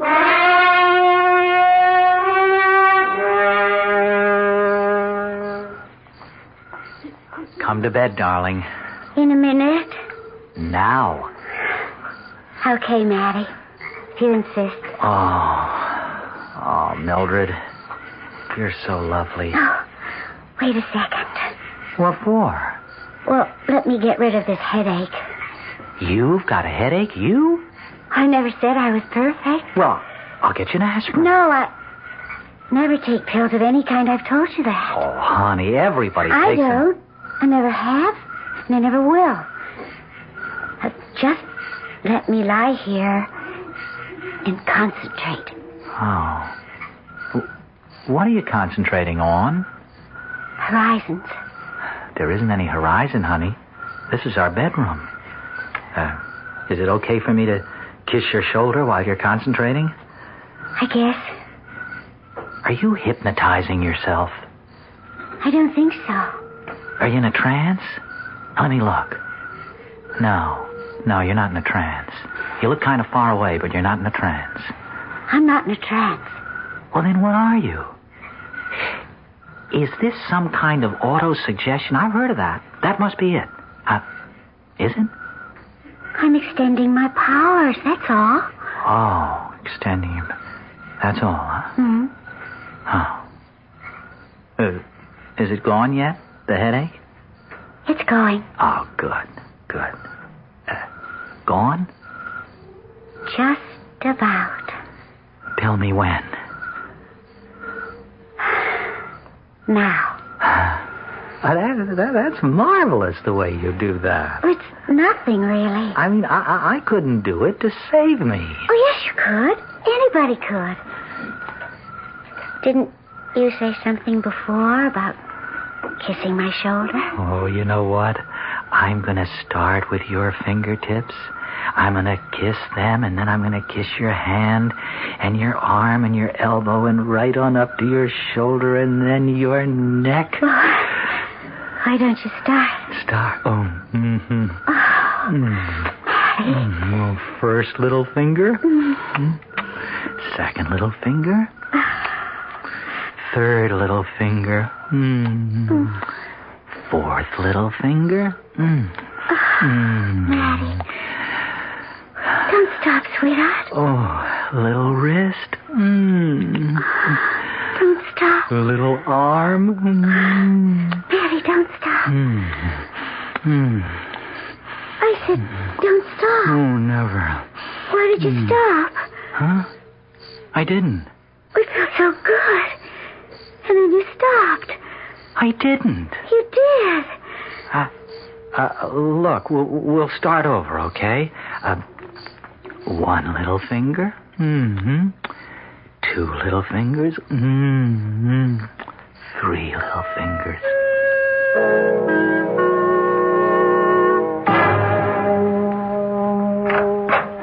Morning, Hester. Why, Mr. Parker, hello. The doctor in? He's on the phone, but he'll be through in a minute. Well, long time no see. Married life agreeing with you? Oh, boy. Yes, it's agreeing with me. You look awfully well. Oh, I am awfully well. I guess a wife was just what you needed. Well, this wife was. She's very young, the doctor tells me. 20. Pretty? Oh, she's very pretty. Oh, isn't that nice? Oh, the doctor's off the phone now. You can go right in. Thanks. Come in. Well, Matthew, good to see you, fella. Hello, Fred. Well, for Pete's sake, how are you? Wonderful, just wonderful. So this is not a professional call, eh? Good. In a way, Fred, it is. Oh, something wrong? No, something right, I think. Fred, I think my warts are going away after all this time. Well, let's have a look. Here. See? Don't they look better to you? Yeah. Yes, I do. Mildred's been working on them, Fred. Working on them? How? Oh, not medically, Fred. Spiritually. Oh? They're like you said, mind over matter, but they are better, aren't they, Fred? Yes, definitely. They've been disappearing one by one. That's what puzzles me. Huh? Why? What puzzles you? Well, warts don't disappear one by one, as a rule. Warts are small tumors on the skin formed by enlargement of the papillae. Well, why shouldn't they go away one by one? Because medically, that's not the way it works. They disappear all at once, together. At least that's been our medical experience. Well, your medical experience must be wrong. Huh? Maybe it is this time. Medicine has nothing to do with it, perhaps. You mean it is Mildred that did it? Well, I was never able to do it, that's for sure. Mildred did it by the force of her unconscious will? Well, I wouldn't know about that, but as I've told you, every doctor makes a little bow in the direction of mind over matter. Yeah, but is it Mildred's mind or my mind? Well, who knows? Well, I wasn't ever able to do it before.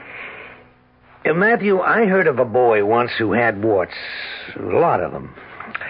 And his mother was in despair over it. But you know what she did? She told him she'd give him a quarter for every wart. You know what happened? The warts fell off one by one. Cost the lady about $15. One by one, they disappeared, like mine are doing. Did the boy's warts ever come back? Not that I know of. He and his mother left town shortly afterwards. It got a little uncomfortable for them. Everybody was saying she was a witch. Is that what they called her? Not that I think she was, necessarily. Fred, how do you tell a witch? Oh, I don't know too much about that, Matthew. Why don't you ask Esther? She knows everything there is to know about witches. Well, I'd rather not talk about it to Hester, if you don't mind. Why can't you tell me? Well, all right. Witches are very nice people, actually. So Hester says. I mean, they're not like sorcerers. Sorcerers tend to be malevolent, mean sort of people, making blood sacrifices and all that, weaving spells, concocting potions, holding rituals, all that sort of thing. That's sorcery. But witchcraft, well, witchcraft doesn't go in for any of that, Hester says. Witchcraft is just the use of our unconscious powers. The unconscious will? Yeah, the unconscious force or urge, well, whatever. But Fred, how do you know who's a witch and who isn't? Well, you really should ask Hester about that. No, please. I want you to tell me. Well, for one thing, Hester says that a true witch always has one spot on her body which feels no pain at all, which is completely insensitive. Insensitive to pain. One spot. That's what she says. Fred, would it follow that this one spot on a witch's body that is insensitive to pain, Fred, would that spot be insensitive to pleasure, too? Well, I suppose it would. Why, Matthew? Oh, Fred, I think it's possible. I think it's just possible I married a witch.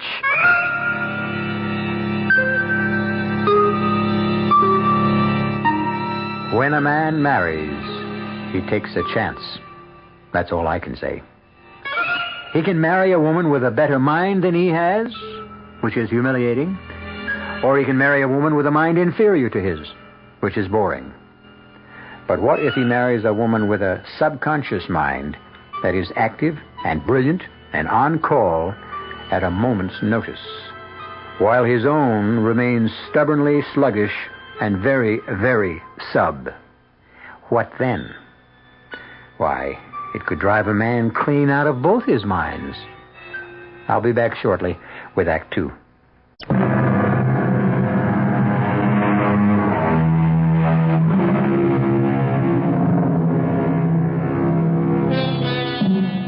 Our 40-year-old hero, Matthew Parker, has married a 20-year-old lady with an insensitive area on her right arm just above the elbow and a powerful subconscious mind. Matthew, on the other hand, has warts on one hand and a subconscious mind which has not shown signs of life in years.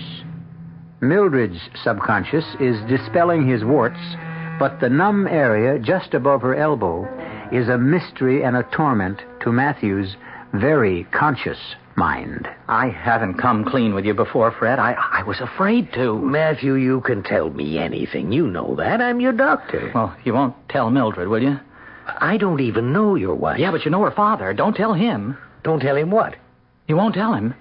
Well, I won't tell him. Now, what is it? Well, Mildred and I, Oh, boy, is this embarrassing.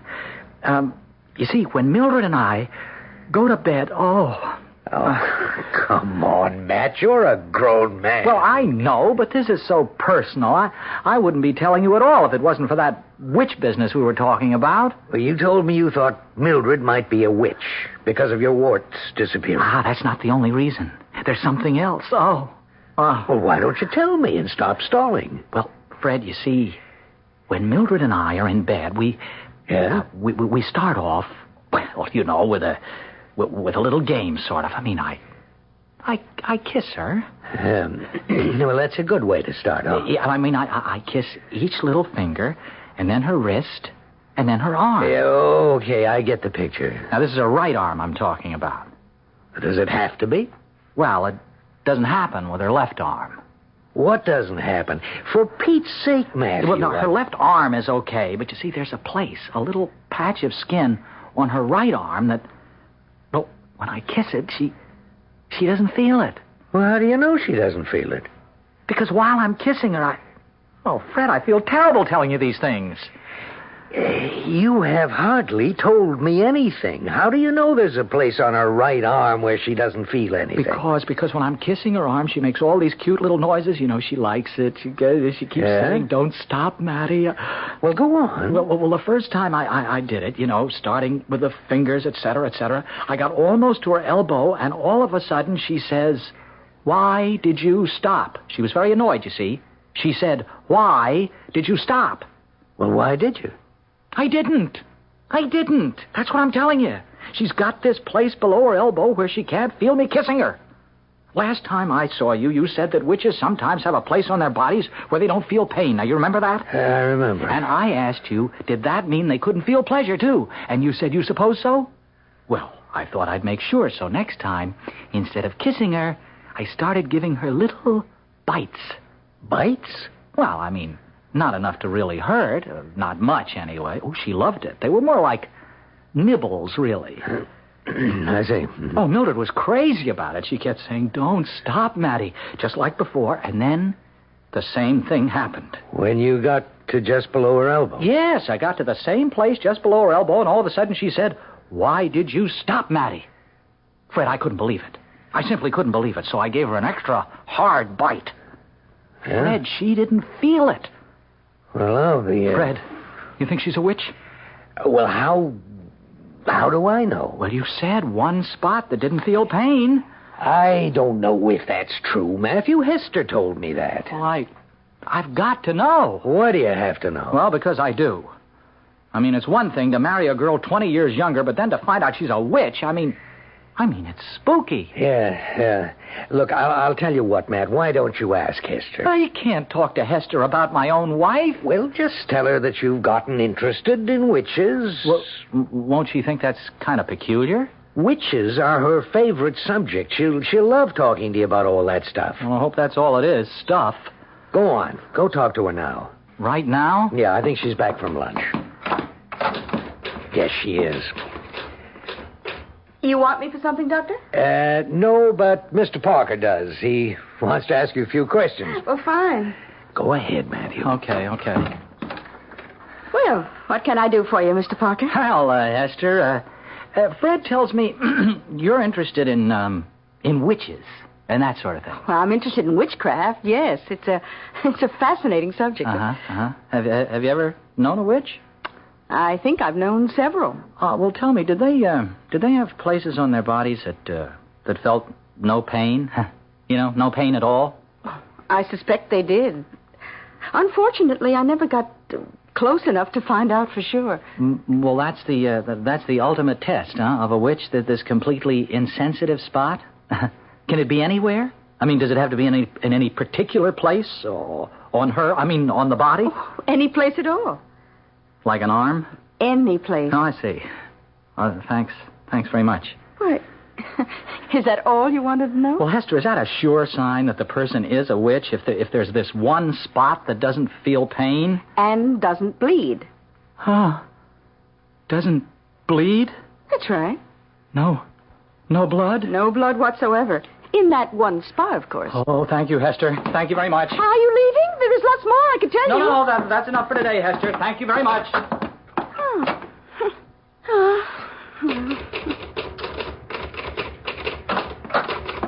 Mr. Parker left? Oh, yes, he left. He find out everything he wanted to know? Well, it wasn't much. I thought for a minute he was really interested in witches. There's so much I could have told him. It would have been a pleasure. But all he wanted to know was about the place on a witch's body that feels no pain and doesn't bleed. You coming to bed, Mildred? In a minute, Matty.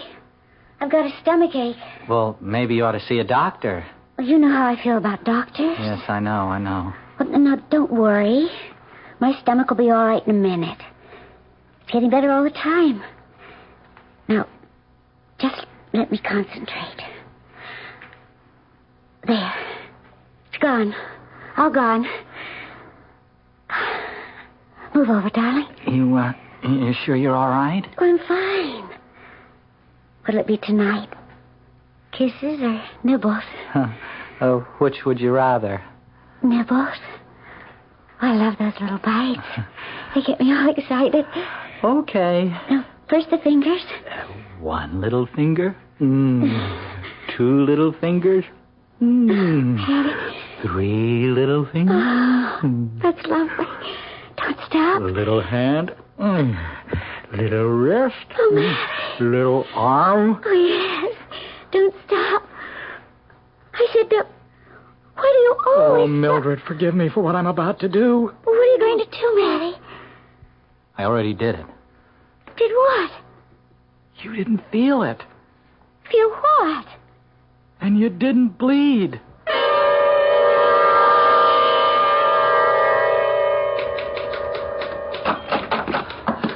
Is he here? Oh, Mr. Parker, what's the matter? I gotta talk to him. Is he here? Oh, the doctor's at the hospital. Office hours don't start till 9, Mr. Parker. What's the matter? Oh, here, come sit down. What? Well, you look awful. I feel awful. I feel terrible.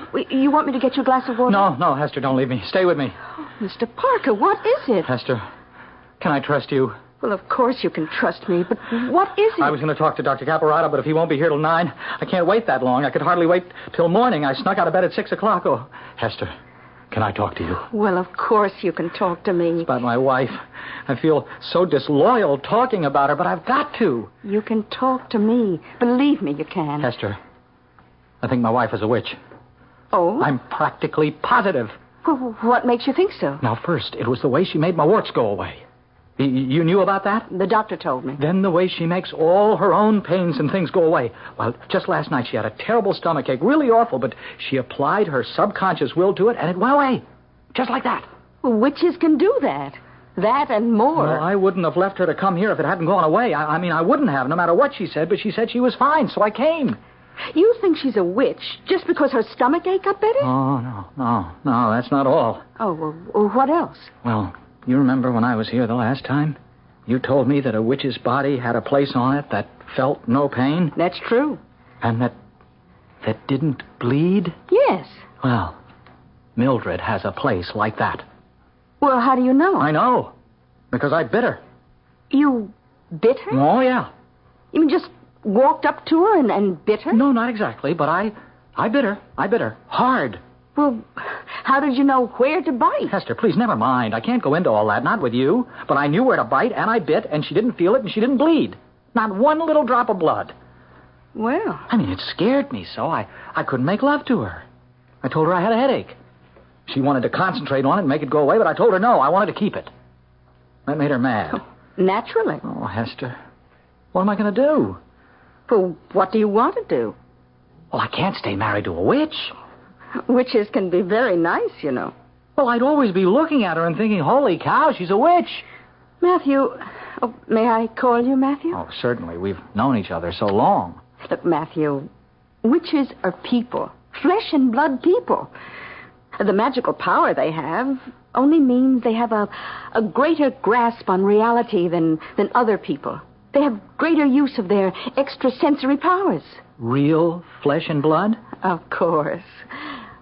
You see, witches live on the higher levels of consciousness, that's all. Well, I'll try to get used to the idea. Once you do, you'll love it. Huh? Well, I guess I better go home. Oh, must you? Do you think I should tell Mildred I know she's a witch? I wouldn't. It's possible that she doesn't even know it herself. Yeah, she is very young. Maybe she hasn't found out. Yeah, I better go home. She really had a terrible stomachache last night. Oh. You know, for a witch, she certainly gets a lot of aches and pains, more than I do, really. Well, she's only human, Matthew. Well, thanks, Hester, for talking to me. It helped a lot. Oh, I'm glad. Here, let me take you to the door. Oh, I'm all right, really. Oh, sure you are. Thanks again. I'll be fine now. Who's that? Who? Where? Crossing the street. Boy, it's Mildred. Well, is she coming here? Yeah, it looks like it. She looks like she's in a hurry. She shouldn't cross the street in the middle of the block. That's right. No, she's up. Mildred! Mildred, look out! The truck! Look out for the truck, Mildred!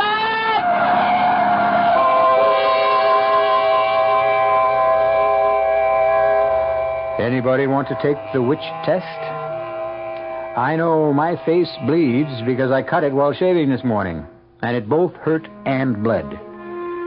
But there's all that other flesh that covers the rest of my poor old body. Would you have me go over it every inch with even the tiniest of pins? Thank you, but no.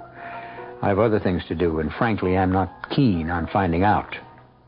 Not unless there's a guarantee that I won't wind up under the wheels of a fast-moving truck. We'll come back shortly with Act 3.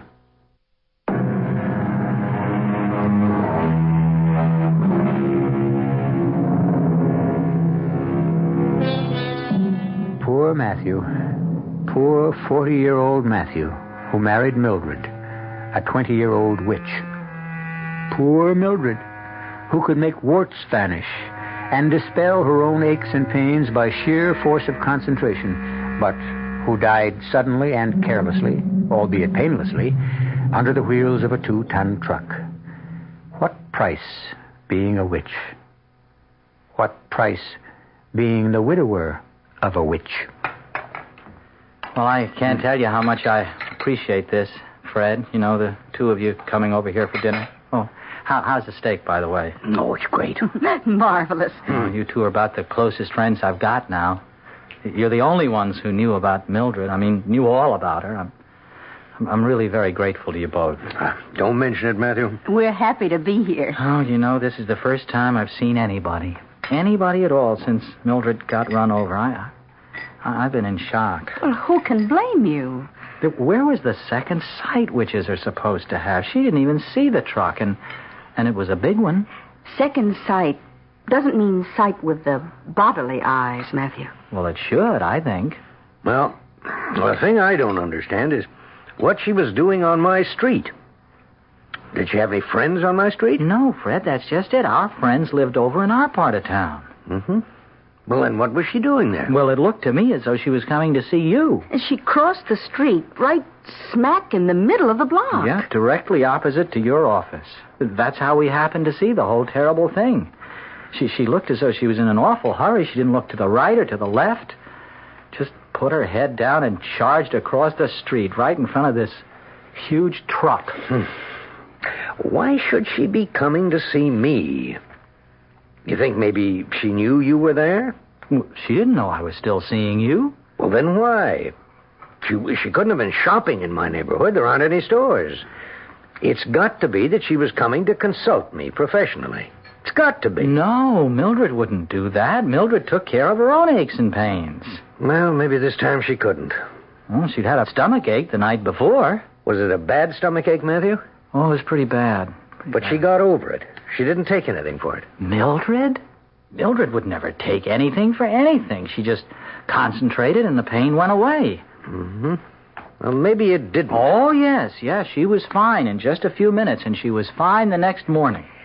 Pain isn't always a curse, you know. Pain is a signal that something's wrong. If we didn't have pain, how would we know something was wrong? Well, it's our thinking that's wrong. That's what Mildred said. So when she had a pain, she changed her thinking. Sounds so simple. Yeah, for her it was. Nope. I'm not satisfied. Matthew, I want your permission to do an autopsy on your dead wife. An autopsy? Yeah. I want to have her body exhumed and do an autopsy. Well, will they let you do that? With your permission. I think I can get her father's. Yes, but what excuse will he give? Oh, that there's a possibility she was, well, maybe ill, maybe incapacitated before the truck hit her, something like that. Do I have your permission, Matthew? Well, Hester, should I say yes? Well, I think you should.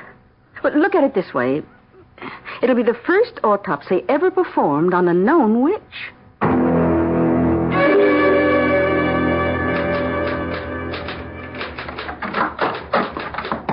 Oh, hello, Matthew. Hello, Hester. And how are you? Oh, I'm not too good. I'm sorry. Is anything wrong? In particular, I mean? Oh, I miss Mildred. Well, of course you do. You know, it's a funny thing. I was a bachelor all my life. I mean, I was 40 when Mildred and I got married, and we weren't married very long. You'd think I could just go back to being single. Well, I guess it doesn't work out that way. No, not for me. The only really good time I've had since Mildred died was the night you and Fred came to dinner. Oh, that was very nice. Did you really enjoy it? I know I'm not much of a cook. Oh, I loved it. Well, good. Maybe we could do it again sometime. Look, how would you like to come to my place for dinner? I'm a very good cook. Or so I'm told.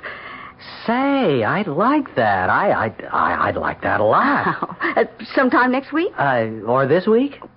Tomorrow night? Great. And look, we won't talk about Mildred at all, okay? If that's the way you want it. Well, sure. I've got to forget all about her and her being a witch and all that. You think Fred's done the autopsy yet? I'm darned if I know why he wanted to do that. Well, he was curious about why a witch like Mildred would be coming to see a doctor. Well, I don't know why I said, okay, go ahead, and then why her father said okay. Matthew, Mildred's father knew. Knew what? That Mildred was a witch. No. Well, he suspected something. He knew she had these self-healing powers ever since she was a little girl. Now, she'd fall, skin her knee, and then she'd go off somewhere by herself, and in a couple of hours it would be all healed. Can all witches do that? Not all witches choose to do that. Some witches choose to do other things. Like what? Oh, like seeing into other people's minds. Reading their thoughts? Oh, what's so bad about that? We all have the same thoughts, more or less. Well, I don't want anybody reading mine. I wouldn't care if you read mine. Oh, I wouldn't do that. Why not? Well, I just wouldn't. You could, if you tried. No, I wouldn't try. Listen, why didn't Mildred cure her father of anything? Tell me that. She cured my warts. Her father didn't choose to be cured. Not by witchcraft. He was afraid of witchcraft. He chose to come here instead. Why wasn't I afraid? Oh, well, for one thing, you were in love. And for another... Yeah? What's the other thing? I think you'd better find that out for yourself.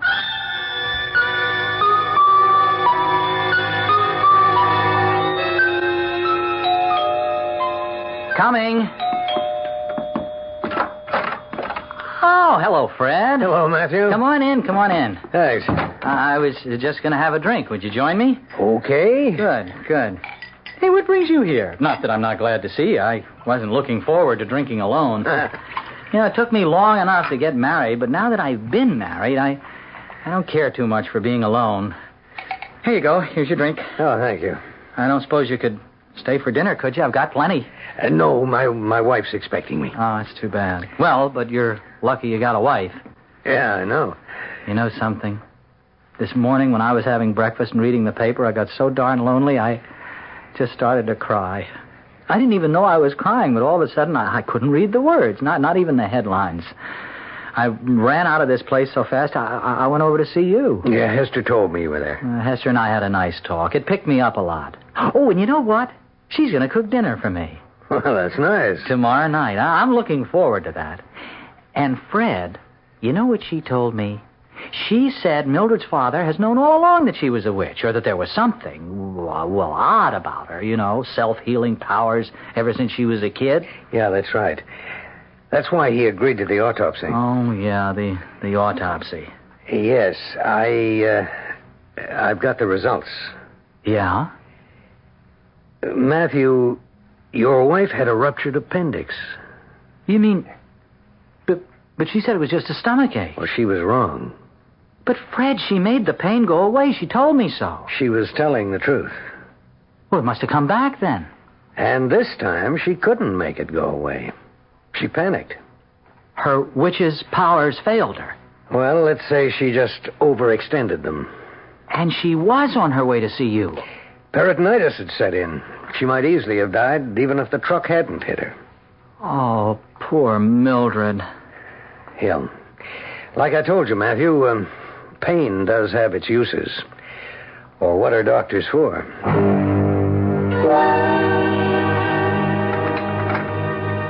Hester, I want to help. Now, there must be something I can do to help, huh? Well, now, you want to peel the potatoes? Sure. Well, just sit down here. All right. Now, here's the potatoes. Oh, peel about 4. Uh-huh. Here's a knife, and here's a lovely paper bag for the peelings. Okay. Hey, this is great, sitting in your kitchen, peeling potatoes and everything. You know something? It's good that we're sort of the same age. Don't you think so, Hester? I mean, Mildred was so darn young. Boy, was she ever young. Of course, that made her attractive in a way, but in another way it didn't. I mean, you never heard her talk, but she had this sort of squeaky voice. I used to think it was cute, but I don't know. I mean, I think after a while it might have gotten on my nerves. Now, you, on the other hand, have a very well-modulated voice. Do I? Maybe Mildred talked that way from being a witch. Oh, I don't think so. No? Matthew, you must understand that witches are not harpies or hags or conjurers or shamans. I mean, they are quite simple, ordinary people, really. Only they maintain contact with the deepest powers we possess. Other people lose that contact, but witches hold on to it. Contact with what, Hester? With the unconscious mind, Matthew. With that reservoir of strength and passion and feeling. With the simple, uncomplicated drives to fight, to conquer, to possess, to love and be loved. Well, is that what it's like down there in the unconscious? Oh, don't you feel it is? Oh, yes, I do. You see? Hester, I want to conquer you.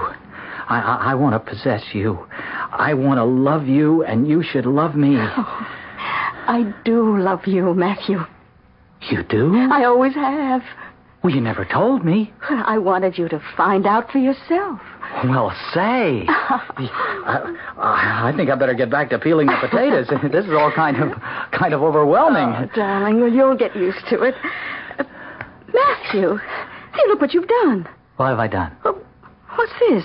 What's what? Here on the table.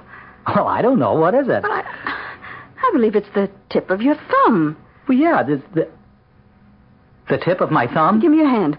Your left hand. Here, put the potato down. What? There. You see? You've cut off the tip of your thumb. Well, how'd I do that? Well, when did I do it? Oh, a few minutes ago. Hester, it isn't bleeding. There's no blood.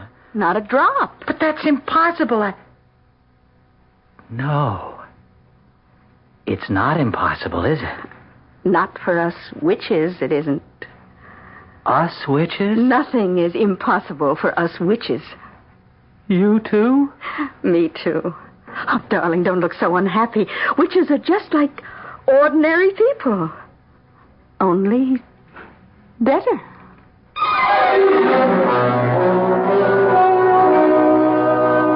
Witches are just like ordinary people, only better.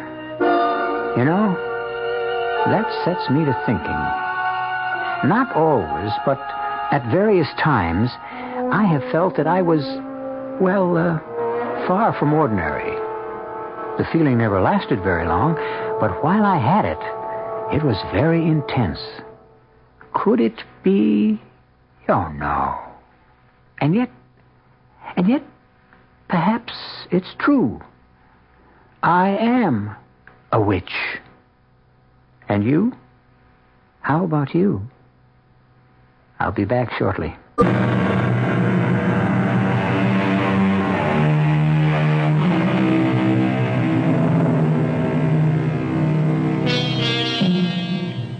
Is it possible we're all witches?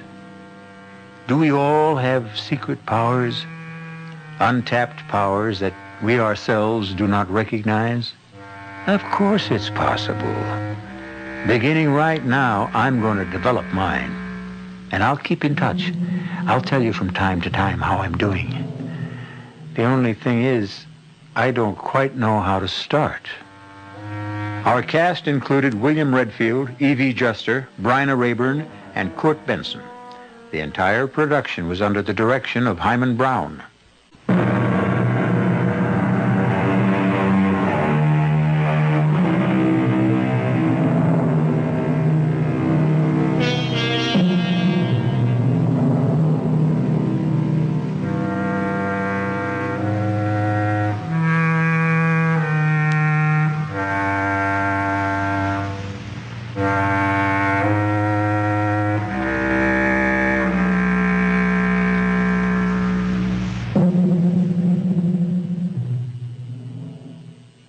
The CBS Radio Mystery Theater presents...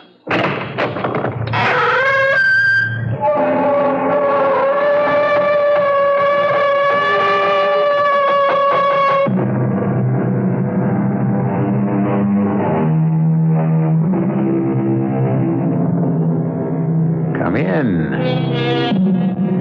Welcome. I'm E.G. Marshall. It's only human, I expect, to envy the wealthy, the successful, the newsworthy. Yes, all these advantages are something to be a little jealous of, but only up to a point.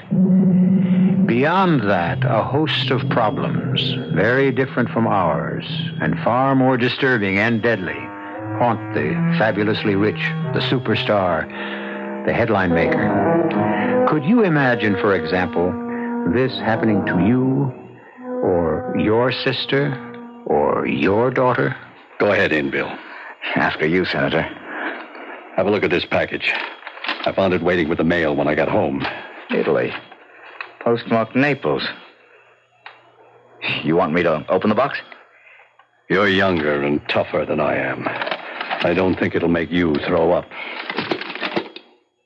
Good. A finger. With a ring on it. Jake's ring. Jake's finger. We can check the print, but I know it's his. But this came from Naples. Your daughter Lynn's supposed to be in Rome. Why would... You think Jake is dead? I don't know. I don't even know if Lynn is still alive.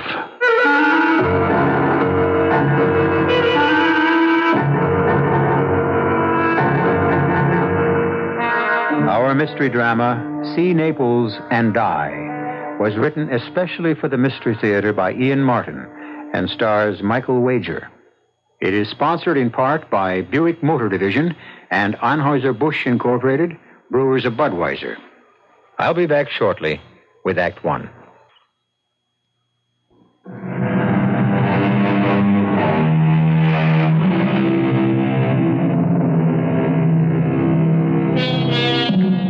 Senator Henry Chalmers Winstead, born 1918, of a wealthy and distinguished family, which contained in its history 1 Secretary of the Treasury, 8 congressmen, several judges.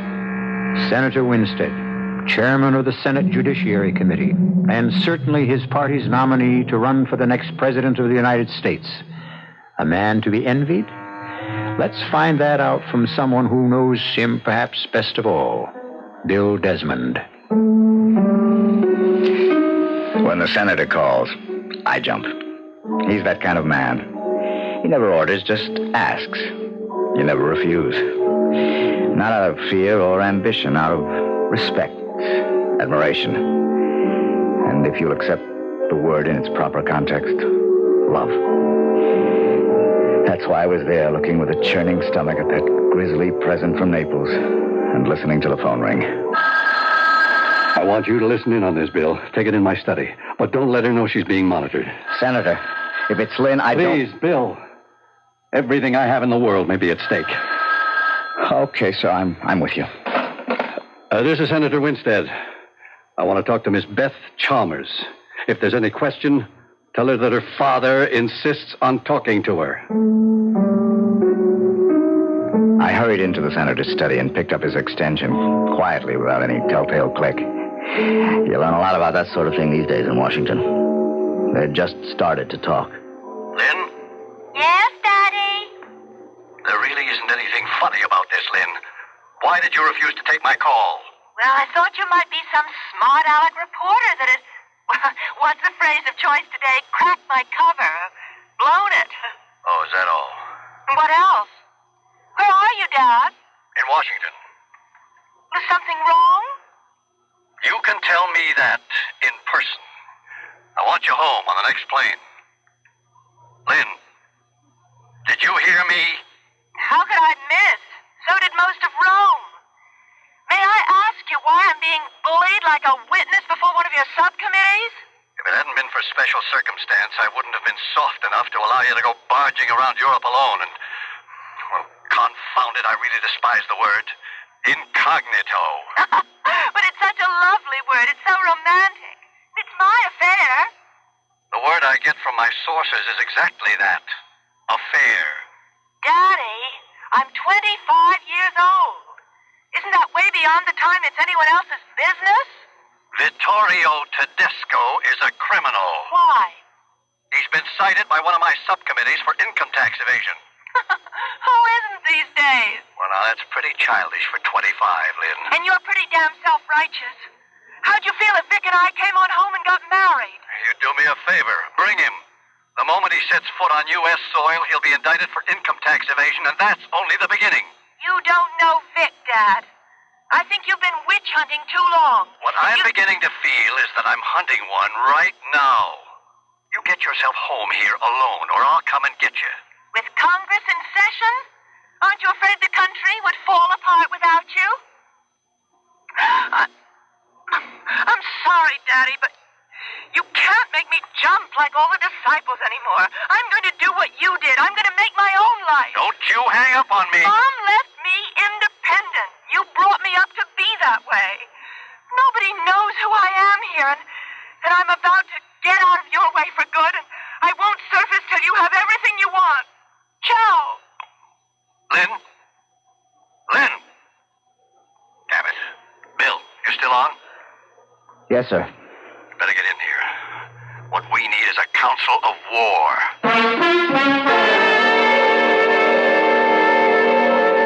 Why didn't you tell her? What about Jake? She had no idea I sent Jake off to keep an eye on her. Well, we're not going to sit here and do nothing. Of course not. There's more to that box than that obscenity I showed you. Here, read this. I find your daughter irresistible. Also, fortunately, she feels the same way about me. Since I feel I'm a little old for her, I hope we never have to use that lever. Why don't you let me go right over now and take care of that dirty... That's what I want, Bill.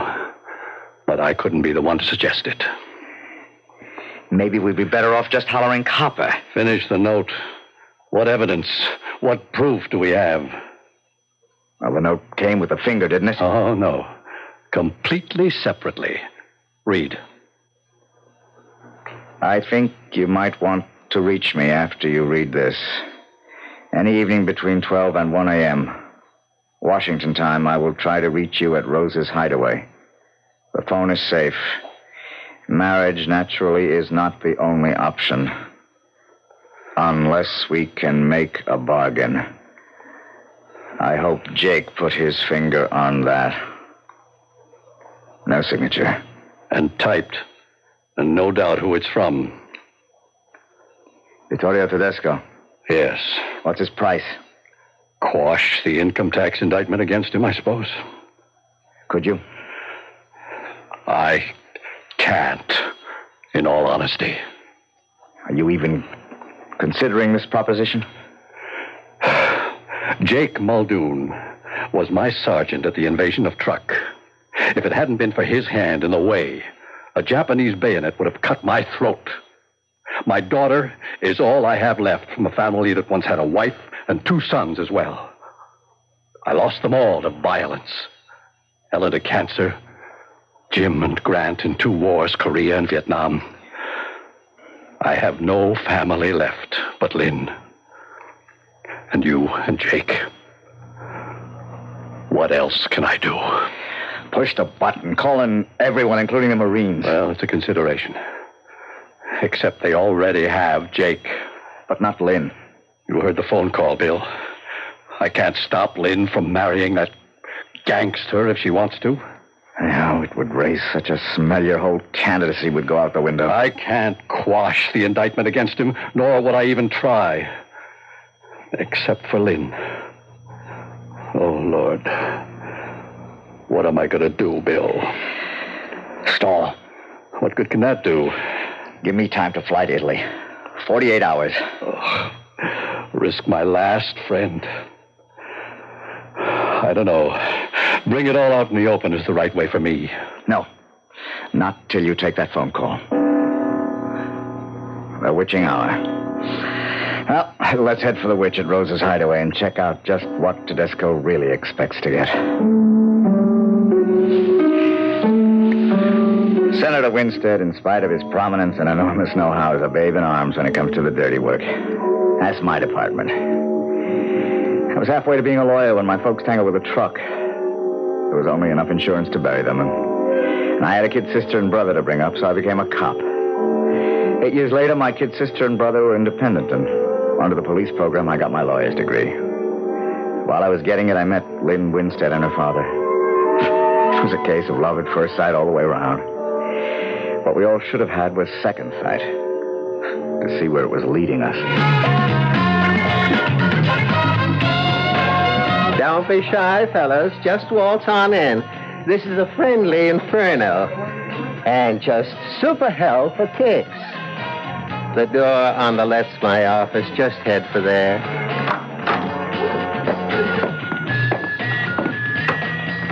I'm Rose, Senator. I was expecting you, not the BF. But this is my administrative assistant, Bill Desmond. I don't go for gonzos. Except on your side. No rods in here. I have a license for it, Rosebud. Well, don't let my name at a club fool you, Mac. I wanted to, I could take it away from you. No need. We're only here for a phone call. The Senator, not you. Bill is in on all of this. I brought him in. I don't know, but... Hold it. Just remember, this is my territory. No funny moves. Like otherwise, the morning paper gets a tip. Senator Winstead was frequenting a gay bar. You forget it, Bill. Yeah. No, that's fine. Put it through. Then switch it on my office phone. A certain party looking to reach you, Senator. Now, the next time this phone rings, he'll be on the line from overseas. You want to tell your bully boy here to join me at the bar for a drink so as you can have some privacy? Think I'll be safe? As long as you're under Mother Rose's wing. Go with him, Bill. I'll take the call. But I want Bill if I need him. You hear that? Yes, sir. We'll handle him with TLC. Tender loving care, sir. It's the nurse's credo. It had better be the way you're handled. Hello? A call from Naples? It's your call, Senator. Come on, Desmond.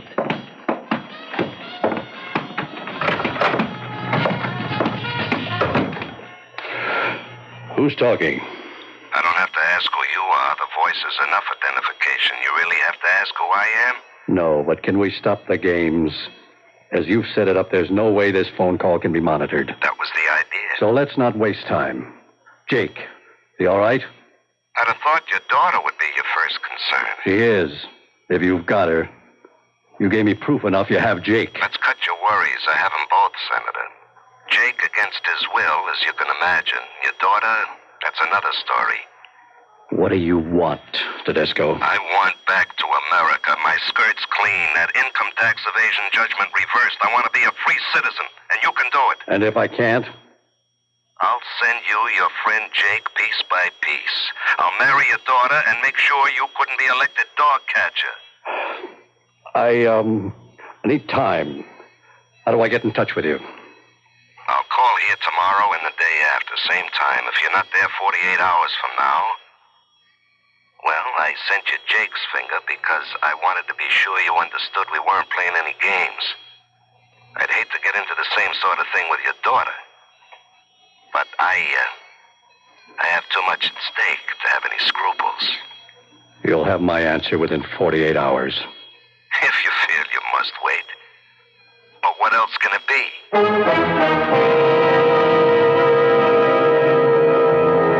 This wouldn't or couldn't happen to you or me. Ordinary people are not called upon to make extraordinary decisions normally. But how will Senator Henry Chalmers Winstead react? Which of his lives, public or private, is the more important? We'll return shortly with Act Two.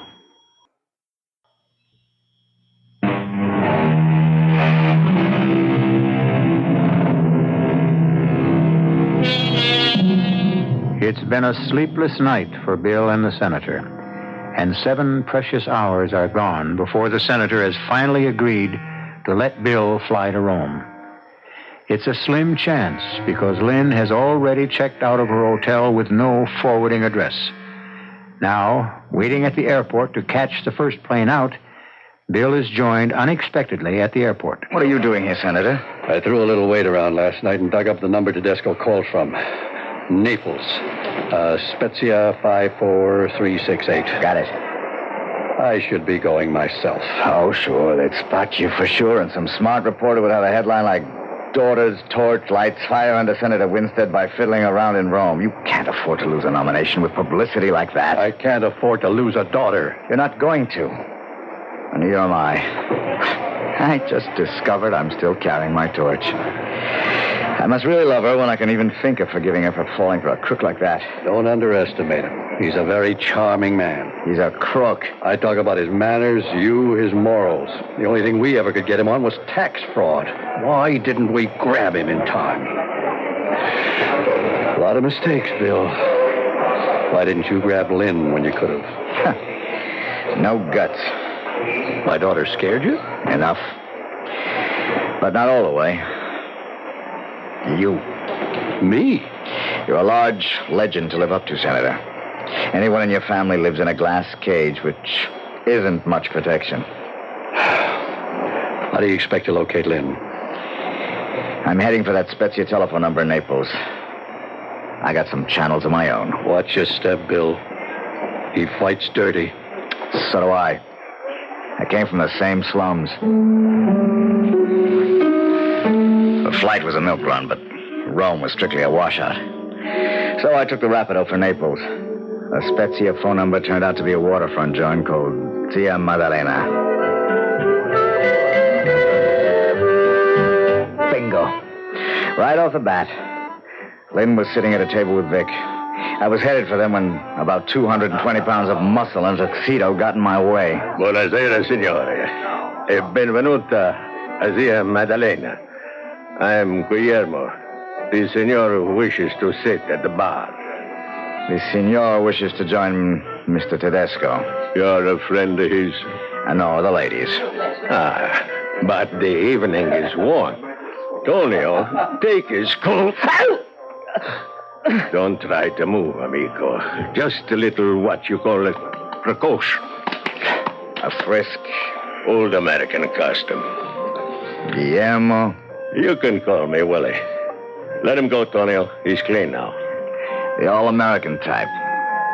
Thanks for making me feel at home. I can find my own way, thanks. Beth Chalmers. Imagine bumping into you. Bill! I hope I'm not breaking up anything or something like that. No, not at all, Signor. Bill, how did you... Oh, excuse me, Vic. This is an old friend of the family, Bill Desmond. Vic Tedesco. How are you, Mr. Desmond? Do you, expect to be in Naples long, Signor Desmond? Oh, no, I just came here to pick up a couple of packages. I hope to get the first train out. Oh. Well, we were just going to have a brandy. Will you join us? Oh, I don't think that... Matter of fact, I was going to ask Beth to join me in a dance. Why don't you, Beth? Oh, you sure you don't mind, Vic? No, not at all. All right. As a matter of fact, I have some business to attend to. Please, enjoy yourselves. But I'll be jealous of every moment you're away, Carissima. I expect to marry La Signorina, so treat her very carefully, huh? Bill, I want you to get out of here. Just as soon as you do. Oh, I'm not leaving. So be a good little bird dog and stick your tail between your legs and run back to Dad and tell him it's no good. I agree. The whole thing stinks. I don't want to talk about it. Then why are you dancing with me? Well, I was afraid you'd tell Vic who I really am. He knows, knucklehead. He knows. No, he doesn't. He thinks... Where are you taking me? The terrace. Out. I'm not going. That's what you think. Bill, you hurt me just now. What do you think you're doing to your father? Dad? He can take care of himself. He's above us all in an ivory tower. And don't talk to me about his career. For 25 years, that's all I've ever lived. My father's life, never my own. I've had to fight off charlatans, lounge lizards, fortune hunters, and social climbers. And as for any real man, the very thought of trying to live up to my father has turned them off. You ought to know that. Well, you didn't turn Vic off because he doesn't know who I am. I'm just the girl he loves. Can't you understand that? For once, I know I'm loved for myself alone. Oh, Lynn, what do you use for a brain? He doesn't love you. He just wants to use you. How? To blackmail your father. Oh, it'll be ridiculous. He doesn't know who my father is. And Vic doesn't need money. He's got all the money. It isn't the money he wants. Then what? He needs your father's influence to suppress the evidence against him on an income tax indictment. What are you trying to do to me, Bill? I'm just trying to get it through your fat head that if... I thought you were dancing. Enjoying the view? Not particularly. Not what I'm looking at, anyway. Now, that's not very polite. Apparently, Mr. Desmond doesn't care for me. I suppose he's been trying to tell you what a monster I am. Oh, it doesn't matter what he's been saying, because I don't believe him. You might as well know that once I gave Mr. Desmond the gate, and he seems to be suffering from a bad case of sour grapes. Oh, well, Beth, I'm sorry. Don't let him spoil our evening, huh? It's already spoiled. I'd like to go back to my hotel, please. I'll go along with you and see that you get packed. I think you have a train to catch, Mr. Desmond. Guillermo, prenda la signora Macassino e cuidala con l'altro, huh? Si. Guillermo will take you to the train. Now, just a minute. I brought to your coat and the package you checked. Okay, Willie, don't crowd me. I know when I'm licked. Arrivederci, Beth. The word for us in Italian or any other language is goodbye. Come on, Vic. Oh, don't you worry. I won't let you out of my sight again. In Italian, she meant addio, Mr. Desmond. I always wanted a trench coat like this here. Yeah. Good all-purpose coat and real handy for covering a gun, huh? Which is covering you, so let's just play it cool, huh? And why not, Willie? My girl just stood me up. You and me can go steady now. A clown, huh? That's me, Willie. Always good for a laugh. So, which way to the warehouse? You speak Italian, huh? I know a magazzina ain't no train. Down the steps to the end of the terrace. And just take it easy. I wouldn't want a cold turkey. I like the view better from up on the terrace. Yeah, real pretty town. I was born in Napoli. You like the place? My most favorite. What is it they say? See Naples and die. Like I said, a clown. Now, just slide in easy, under the wheel, and back into the corner. Okay. Now cross your hands and put them up there above the dashboard. Oh, that's a good boy. And now, you move one finger, and I put a bullet in your gut. Is that what you did with Jake Muldoon? No. With him, we just removed the finger. That's a hot one, ain't it? Funny, Willie. Real funny. I guess the real clown is you.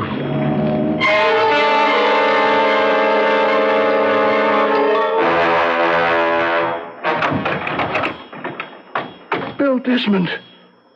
Well, glory be to God, ain't you the sight for sore eyes? Jake Muldoon. Okay, Jake, you got company. Why don't the two of you have a party? See you for breakfast in the morning. What are you doing here? We got your message, Jake. How's the hand? Oh, I can get along without the finger. But I won't be able to wear the ring anymore. It was Sheila's class graduation. God rest her soul. Don't worry. The senator has the ring. What about Lynn? Oh, I'm so ashamed of myself the way I was taken. Right now, I'm more ashamed of Lynn the way she's let herself be taken. Have you seen her? I have. Maybe I shook her up a little. How do we get out of this, Jake? Oh, you mean the room? I don't see no way. We're 4 floors up, and there's only that skylight I can't reach, and the angle is so steep, you'd never be able to climb to the roof. This window. You see the crossbars outside? I can see something else. What? There's a pole for the power lines not so far off. If I could get out the skylight, I might be able to jump to it. Yeah, it has foot braces all the way down. We'll try it. We'll need this table. Me on top, and you on top of me. I may have a bad hand, but I still have a good pair of shoulders. But I'm not going to leave you behind, Jake. Since I lost my Sheila 2 years ago, there's only been the senator, you, and his little girl. I'm expendable, Bill, like we used to say in the forces. Well, this isn't the Army, Jake. At least they had a kind of decency there's none here. And I'm looking to do more than try to rescue Lynn from her own pig-headedness. I want to nail that oversexed godfather at the same time. You think I ain't with you on that? Do you know where Lynn is staying here in Naples? Well, sure. Digging that out was what got me nabbed. Okay. Now, if I can just get out of here, I think maybe I could get us all out of this, including the senator. If Lynn will cooperate. She always walked in your footsteps and worshipped the dust blew out of them. Not for some time. Sure. She was only waiting to be asked back.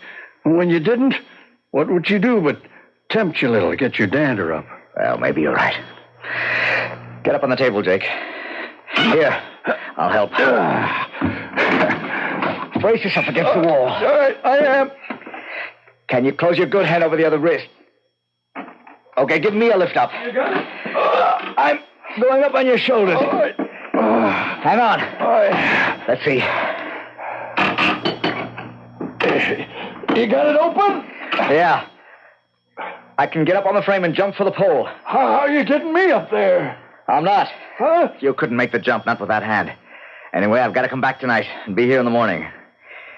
If my scheme works. Give me the hotel address and the room number. It's a long jump. Suppose you don't make it. To coin an old Air Force joke, you'll just have to repeat slowly over me, Our Father who art in heaven. The classic escape. Will the hero's desperate leap bring him safety, or will he smash to death on the cobblestones 40 feet below? Except that isn't the real question in this story. What has to be saved is the career of a senator who aspires to the highest honor his country can offer.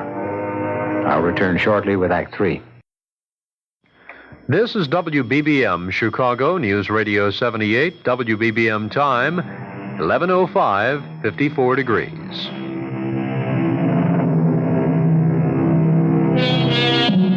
It's the old analogy of the snowball or the dominoes, the chain reaction. A man with no integrity uses a lever to force a man of integrity to give in to his demands. When he doesn't, the man with no scruples goes further and further to win what he wants. While Bill Desmond is risking his life to save the senator's future, Lynn, the girl he loves, is finding out what risk her headstrong selfishness has put her in. Vic, if you really love me, let's pack up right now. Let's go home and get married. Hey, subito, pigeon. What do we do about your father? What does that mean? Now, how long do we have to keep up the pretense, huh? Beth? Or shall I say the real name? Lynn Winstead. So you do know who I am? Oh, your ex-amour gave it away. That isn't true. You've known from the beginning, haven't you? Suppose I have. So Bill was right. You've just been using me. You think my father can quash the indictment against you. Like that. And I go all dewy-eyed on me, Angel. Those things are done every day. A business proposition. Give a little, take a little. We're done, you mean?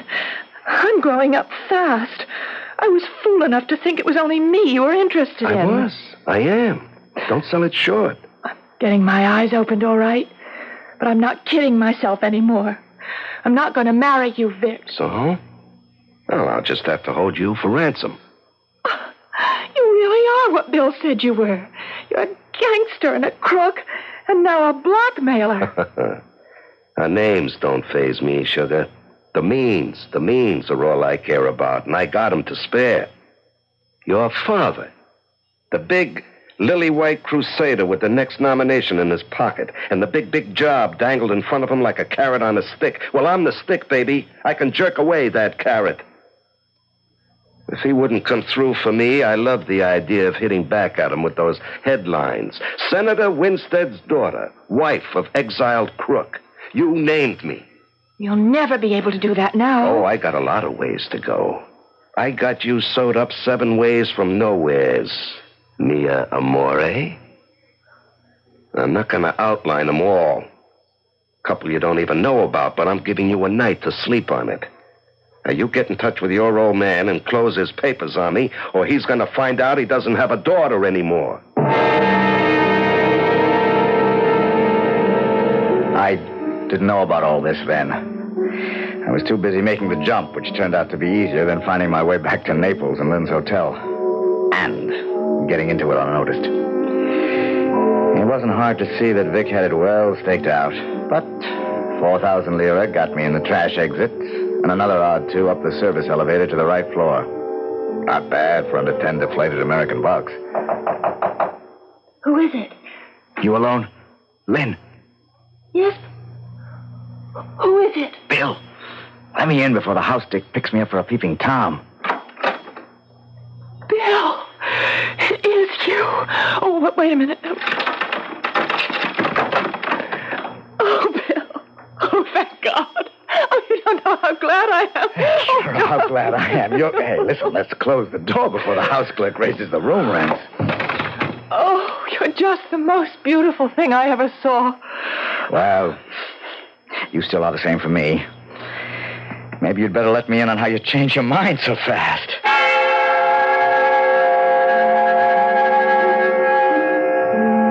I won't go into the next 15 minutes or hour or whatever it was, except that it brought us both up to date on a lot of things. Nothing new for you on my side, and nothing that really matters from Lynn until a real whopper. We got a million things to do, but I happen to get lucky.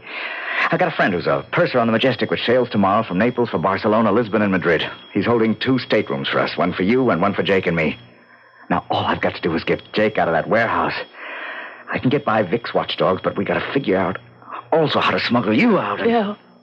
Bill. What? It's no good. Oh, honey, this is no time to back out. If I can just get us all on board that boat safe and sound, we're all home free. No, you, me, Jake, even in spite of what they did to him. But not Dad. Why not? Oh, Bill, I'm so ashamed of myself. I've been such a prime jerk, such a fool. Okay, but now you've come to your senses. No, you don't understand. Before I came to my senses, I was in Rome, and Vic was in Naples, and there was some kind of court thing that kept him from going anywhere in Italy but here. Damn good thing. Kept him away from you. No, except that he kept writing me letters, and I... You wrote him back. Oh, what kind of letters? That's what I'm ashamed of. I don't know what happened to me, Bill, but I lost a lot more than my heart over here. Some of the things that I said in those letters, I wouldn't want anyone to see again, not even me. And he's threatening to release them to every punk magazine and yellow rag in the U.S. if you don't get Papa to come through with clearing him. My papers for his papers. That's his threat. Lane, you are a dope. Now, what in the name of... Wait a minute. What is it? Silence, dope. A genius is at work. You're sure you understand? Yes. It's your chance to wipe everything out. Make up for every half-baked thing you've done. Think you can pull it off? I'd better. Uh-huh. Yes, but how can you trust a dope? Well, because that's what you've got going for you. Oh. Vic still has every reason to think you're one. Thanks. It's okay. You're my favorite dope. So, you got Tedesco's number, huh? Yes, it's Spezia 3. No, I'm going to do it all by myself for once. Now remember, not till 10 o'clock tomorrow night. I've got to get Jake and me out of the coop and have time to sneak aboard. Shh. Pronto. Oh, Vic, it's Lynn. Oh, hello, Lynn. Keeping pretty late hours, huh? I just got through calling Dad, and I told him everything. So what do I expect? The Marine landing to rescue you? The CIA? The local police? No. He's agreed to what you want. Everything. Only one way, baby.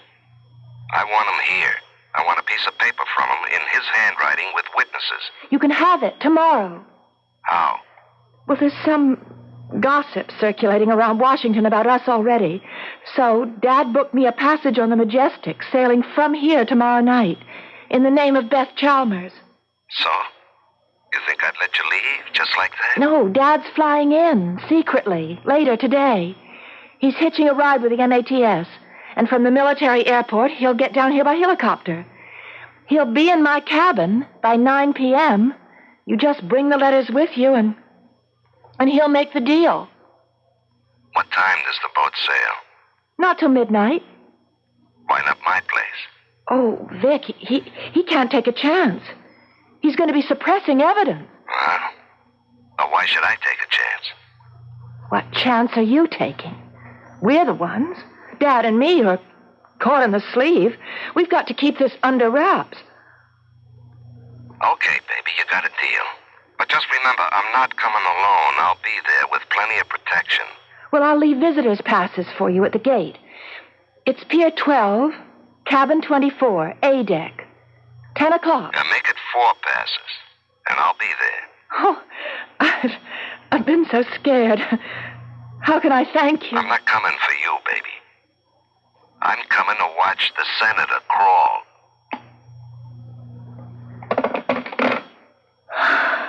He's coming. You brought it off. With 3 of his gunmen. We'll take care of them. And you. Oh, I don't know, Bill. I feel somehow so dirty. Well, it's a dirty league, and this linen couldn't be washed in public. Now, I gotta get back to jail before they know I'm on the loose. See you on the boat. Oh, by the way, you have an extra pair of pantyhose you could lend me?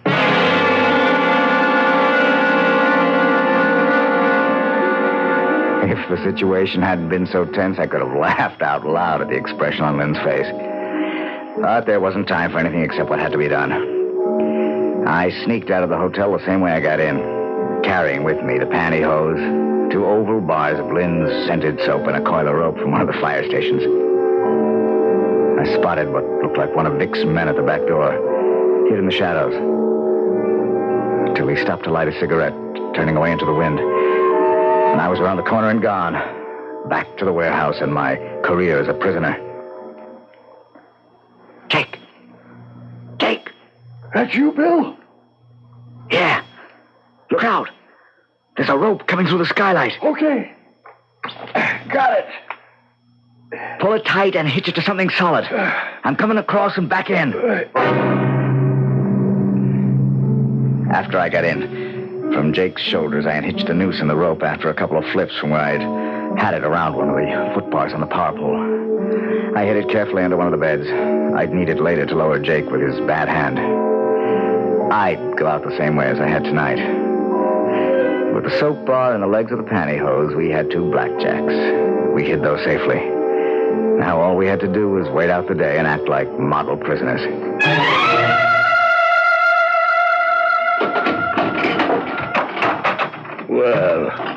when you look at the two dukes sleeping like they was babes.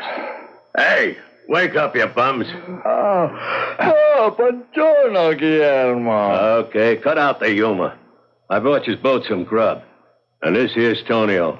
He and a friend will bring you your dinner around 6. Then, guess what? There's a file in the cake you baked. Like I said, a clown. This time, you ain't beating your gums. Out of the goodness of the boss's heart, you'll all be on your own tomorrow morning. Well, in case I shouldn't see you again, ciao. Come on, Tony. You may not see me, Willie, but you'll hear from me. Tonio heard the first bells that night as he brought our food. A bar of soap in the toe of a sock is as effective as it's safe. It worked equally well on the two uglies Vic left behind in the dock. Jake told me later. By that time, I was already in Lynn's cabin, waiting behind the door.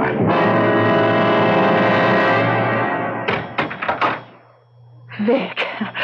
Oh, I was afraid you wouldn't get here. Wouldn't have missed it. 10 on the nose. You have the letters? Right here. Oh, good. Then come on in. Meet my father. Got your rod, Willie? Yeah. I think we'll just let Willie check things out first, all right? Go ahead. You can trust him to keep his mouth shut. Va. Okay. There ain't nobody else here. That's what you think. The double cross. Don't move toward his gun, Desmond. I got one, too. I'd like to ram it right down your lying little throat, sweetheart. All right, now the three of us are just going to stroll out real casually. And this time, no surprises. Oh. Jake! Hi, Miss Winstead. Long time no see. I don't think I hit Willie quite hard enough, Jake. Would you like to do the honors? With pleasure. Didn't I tell you, you ugly spalpeen, you'd be hearing from me again?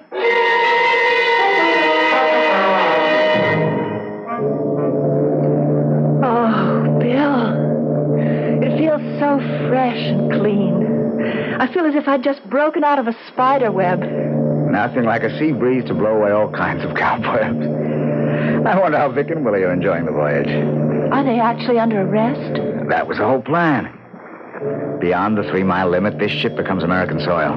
The grand jury issued the warrant yesterday, and technically the captain can execute that warrant now. And what about Willie? Well, he's a stowaway. And he's got a record a mile long. By the time we get home, they'll be rearrested, convicted, and clapped in jail where they belong. Let's forget about them. But how could you ever forgive me? Or forget? Well, we made up the story that your father was going to be here when he wasn't. Let's say the letters and all the rest never happened either. I don't deserve to get out of trouble so easily. Who said you did, lady? You don't know the trouble you're headed for.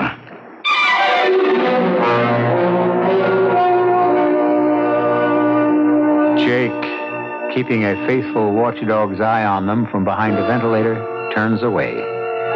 A nice-looking couple, he's thinking. Won't the senator be pleased? And what the hell, he says to himself, it was worth it all to have a finger in the pie. I'll be back shortly.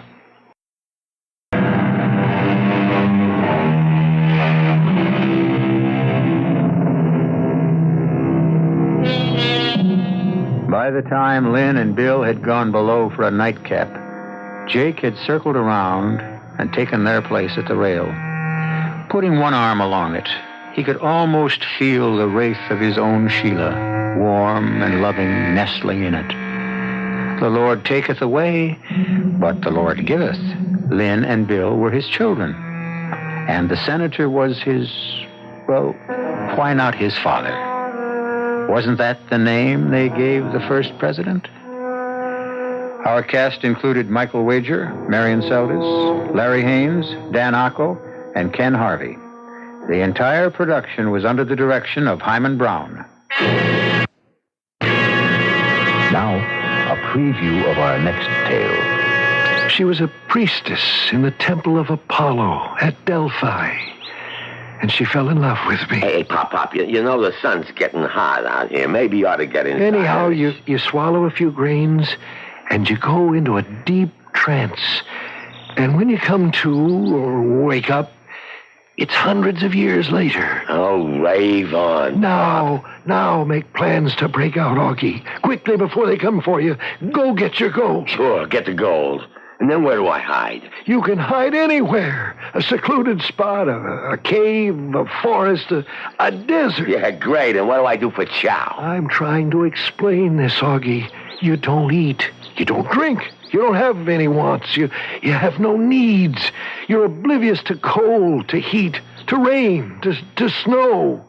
And in several hundred years, you come alive again. Radio Mystery Theater was sponsored in part by Anheuser-Busch Incorporated, Brewers of Budweiser, and Buick Motor Division. This is E.G. Marshall inviting you to return to our Mystery Theater for another adventure in the macabre. Until next time, pleasant dreams.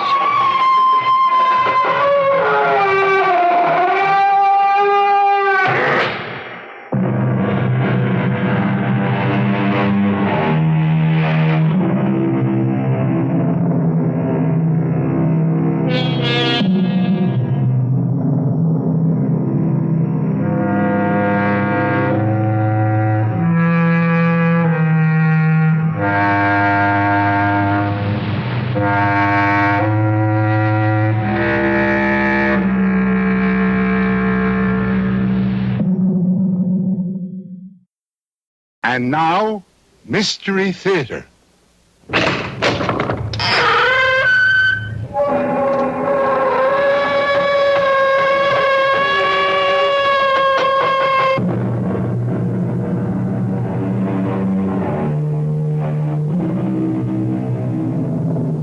Come in.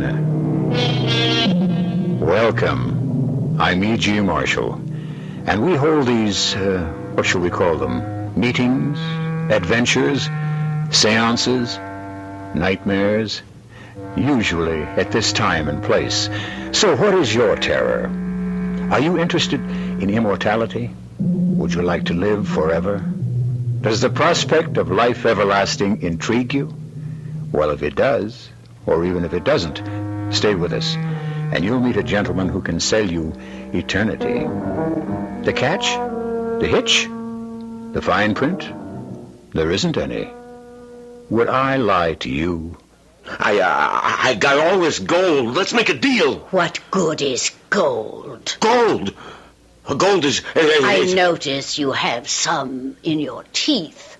Is that what gold is used for? Let's make a deal. What is a deal? I'll give you half. No. I am not amused by gold. Come.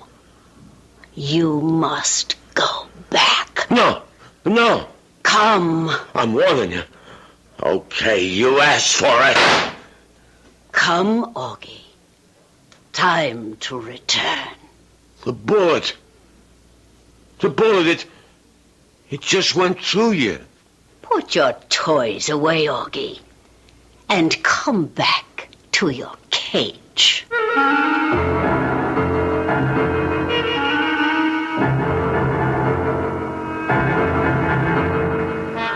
Our mystery drama, A Cage for Augie Carroll, was written especially for the Mystery Theater by Sam Dan and stars Leon Janney.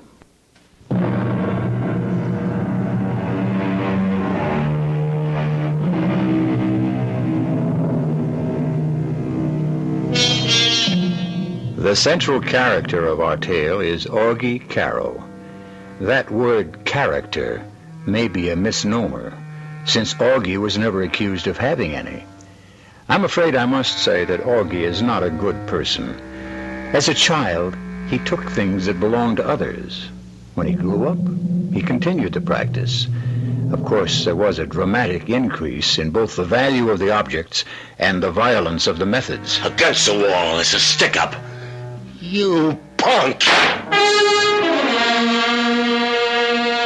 It is true, of course, that the wages of sin is death. But those are the final wages. the severance pay, so to speak. And the fact is, our Augie possesses quite a fortune. However, Augie is unable to enjoy his wealth at this point in time. There's a stumbling block, or I should say a cell block. For a jury of his peers has awarded Augie the status of non-paying, of involuntary guest at a leading state penitentiary for the next 99 years. However, Augie is no ordinary inmate. Even here, he's a great man. And even here, he has what is known as clout. Let us meet Augie in the exercise yard of the great prison. Hey, Augie, you need cigarettes? Okay, beat it. All of you guys. Except you, Pop. I want to talk to you, Pop. The rest of you clowns, take off. Sure, Aug. Okay.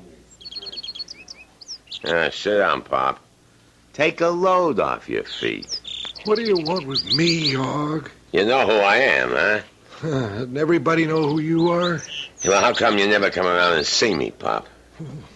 Why should I do that, Augie? Come on, you're an old jail rat. Who's looking out for you, Pop?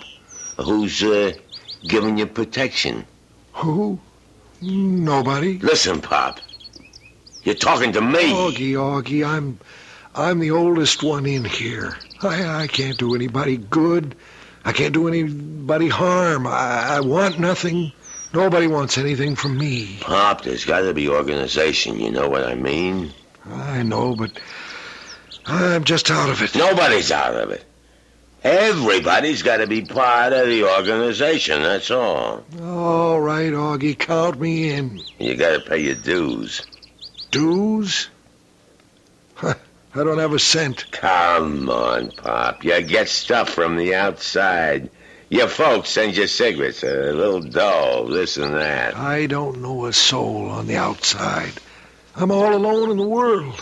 All I own are the clothes on my back. You're lying, Pop. And I don't even own those. Those belong to the state. My boys can make it rough. Augie, I'm going to die soon. I'm so tired. You'd be doing me a favor. Okay, but the joint's got to be organized.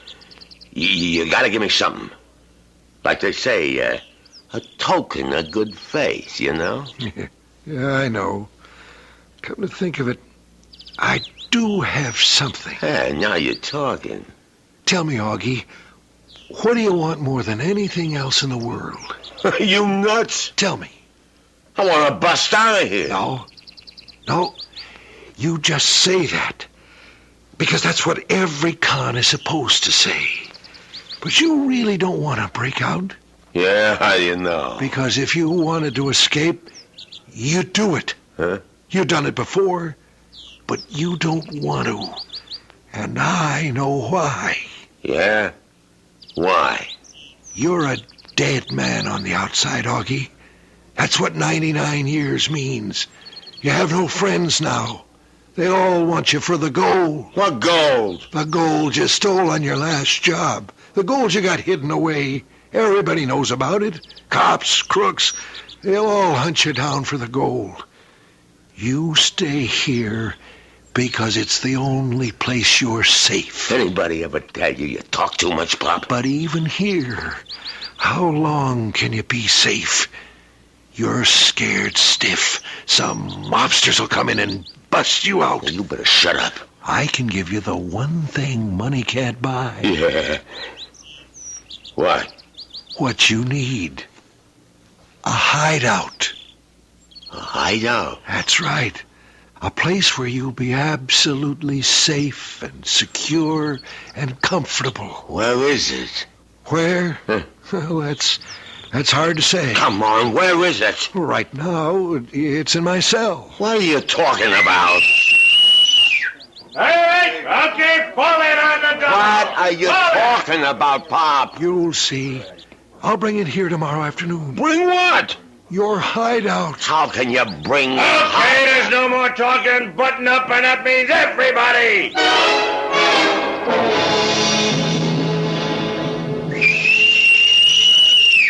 Okay. All right, you got 10 minutes. You can sit down, you can smoke. Pop. Hey, Pop. You come on over here. Oh, good afternoon, Augie. Yeah, well, what What was that line you was handing me yesterday? Well, I promised you a hideout. Huh? I have it here with me. In this little bottle. See? This little white powder. Pop, you know you're crazy. And you have enough of this powder to last through eternity. Almost. You've been in stir so long, you finally blew your lid. You have no idea how long I've been in stir, Augie. Add it up. Here and there, each time, each lifetime, I'd say about 950 years. What? I think that's some kind of record. Listen, Pop, just beat it, huh? Why don't you believe me? A guy says he's done 950 years in jail, and he wants to know why I don't believe him. Oh. This powder, Augie. You take several grains of this powder. Oh, yeah. And your body will... Well, it goes into a state of suspended animation. That's the modern term. She called it a trance. She? Who you talking about? Yes, it's at least 2,600 years ago.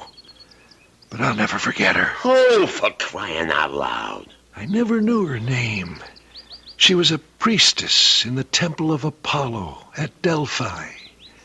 And she fell in love with me. Hey, Pop, you know the sun's getting hot out here. Maybe you ought to get inside. Anyhow, you swallow a few grains, and you go into a deep trance.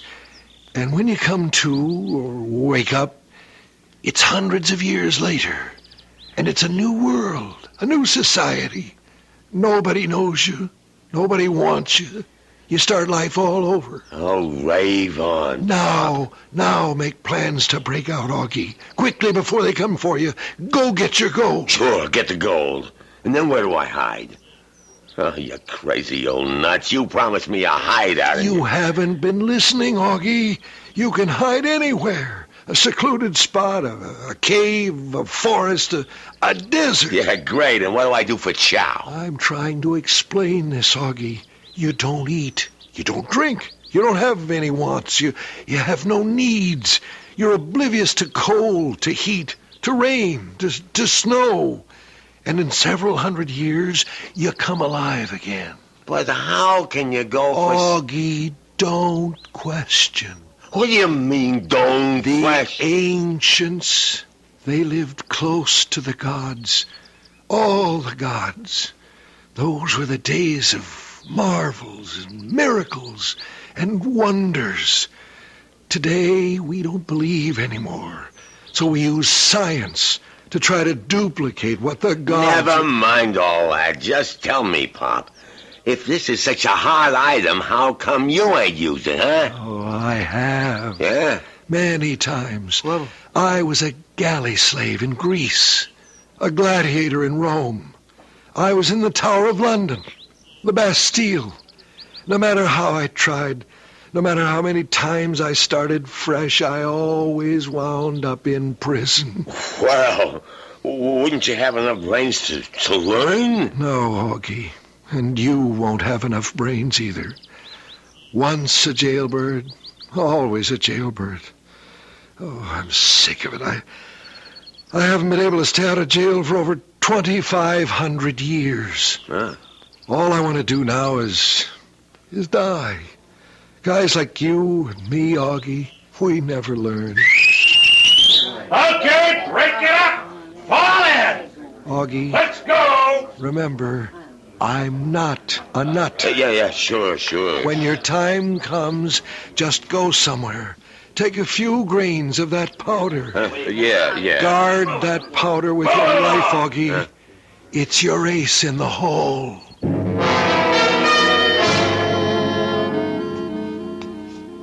Well, good morning, Augie. I hope you slept well. What do you want? Better get that cell all cleaned up. All right. There's a new guard taking over my post. So? I'll be on the rear gate. None of you guys is a bargain. Oh, you'll miss me, Augie. The new guy reported in this morning. His name's Castle. He thinks he's tough. What else you got on your mind? Oh, I think you were a friend of Pop's. Who said I was? He died last night. Yeah? Was that all you can say? Yeah? He left you his fortune. What fortune? Here it is. Oh, take it. Hey, what's this? I don't know. I asked the warden's kid, the smart one that goes to high school. He says it's an ancient Greek coin from, I don't know, what's the name of that place? Delphi, something like that. I don't know. Tell me, Augie, how does it feel to inherit a fortune? Bring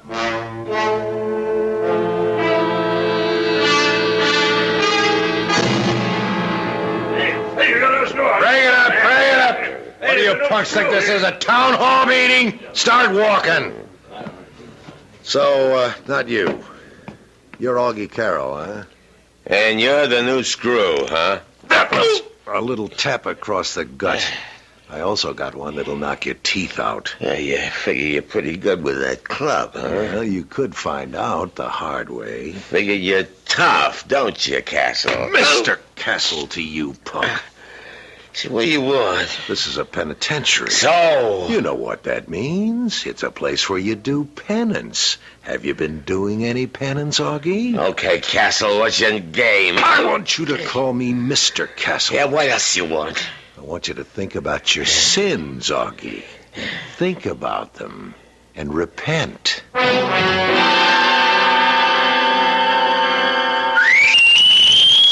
Okay, you got 10 minutes. Sit down, smoke. He was wrong, wasn't he, Augie? Oh. The man that wrote stone walls do not a prison make, nor iron bars a cage. You know better than that, don't you, Augie? What's on your mind, Castle? You must have been one of those slow learners in school. I guess these days they call them underachievers. What do you want? I want you to call me Mr. Castle. Yeah, well, what's on your mind, Mr. Castle? You're on my mind, Augie, night and day. Yeah? Why? Let's go talk to the warden about it. Hey, wait. What are you charging me with? I'll think of something. Hey, all you guys, you're witnesses. I'm being framed. Shut up, punks. Now, Mr. Augie Carroll, start walking. Officer Castle and one prisoner headed for the warden's office. Walk through, Augie. Quick, Augie, dug in here. What?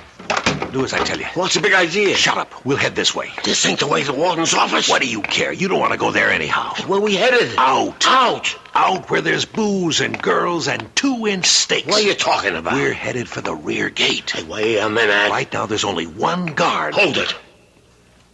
You mean you don't want to go? What am I getting into, Castle? My name isn't Castle. What do you mean your name isn't Castle? And I'm not a prison guard either. You ain't a... Hey. What? Who? What are you?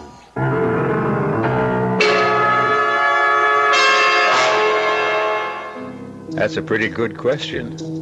You must admit, so far, our tale is replete with people who are not what they seem.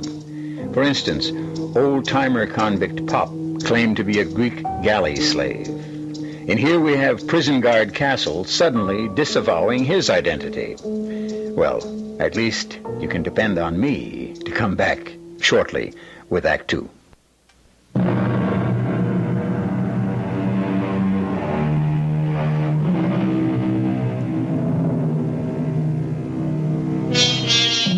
Well, you know what's been happening to Augie Carroll, a hoodlum presently resident in one of our state institutions. First, an old and apparently half-insane convict gives him a vial containing a powder which can put a man to sleep for several centuries, or so he claims. Now, Augie is being conducted to the rear gate of the prison by a guard who has just revealed he isn't a guard at all, but someone who's going to help Augie escape. Even a mental genius would have trouble grasping at the significance of all these events. It's no wonder, then, that Augie insists on stopping short to think things out. Well, what do you mean you ain't a real guard? That's it, Augie. How'd you get that uniform? How'd you get in here? It's a long story, but right now we only have time for a short one. Well, start talking. Let's talk about 100 little blocks of pure gold. Each block weighs exactly 1 pound. So you freelance that one, Augie. And the big guy wants his piece. My deal with him was I could operate on my own, too. I don't owe him nothing. But this was his idea, Augie, to spring you. It's worth a piece, isn't it? What's he want? 50%. No dice. Okay, Augie, stay here. Keep 100% of nothing. What's the matter? Lose your nerve? You afraid to bust out? I ain't afraid of nothing. Well, do we go or do we stand here in the corridor much longer? Okay. Okay, we go. Start walking. How'd you get in here? You know the big guy. He has friends everywhere. He can find out if some guy's being transferred, like a prison guard. There was a guard named Castle. He was coming here from way downstate. Well, he never made it. How do we get out the rear gate? Just up ahead, the door. It's open. Walk out. Now turn left. A rake is leaning against the wall. Pick it up. Start raking leaves. You follow this? Yeah. Work your way slowly, very slowly toward the gate. I'll be talking to the guard. I'll hold his attention. Get behind him. Cloud him. Here, take this blackjack. And make sure of him. What's the matter? I don't know how to sap a guy? Best if it's clean and we don't have to shoot. Now here's the door. Walk out. Slow. Yeah. Well. Look at who made the cleanup detail. Big Augie himself. Yeah. We're going to show this punk how the other half lives. Get working on those leaves before I start working on you. Yeah, Castle, I've been watching you. Oh, have you? Yeah. You're going about this job dead wrong. Am I? You can't treat these men like animals. Why not? That's exactly what they are. Now, you're brand new on the job, Castle. Now, let me give you a few tips. You think you know all the answers, huh? I don't know any of the answers. But I do know that for 8 hours a day, we're just as much in jail as they are. So, why not just try to live together? You know, give a guy a break and never do what we're doing now. What's that? Never let a con get behind you. Hey, what's this? Slug him. Rear gate! Rear gate! Run for it, Ted. Yeah.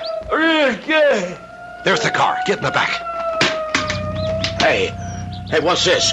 Dame behind the wheel? Jump in and shut up. Get out of here, Ginny, fast. That box on the back seat. Slacks, sports shirt, change. Pass me a shirt and pants. Who's this dame? We need a wheel person, don't we? I never heard of a dame who could drive. Woman's lip, Augie. A fantastic thing. Now, you always thought dames were only for having laughs with. There's a million other great services they can perform. Ginny, stop the car. Augie, your jailbird suit and my uniform. Toss them behind those bushes out of sight. Yeah, that's it. Okay, good deal. Okay, get going, Ginny. Wait a second. Head back toward the jail. What's the matter, Augie? Changed your mind? Busting out of jails is something I know more about than anybody in the country.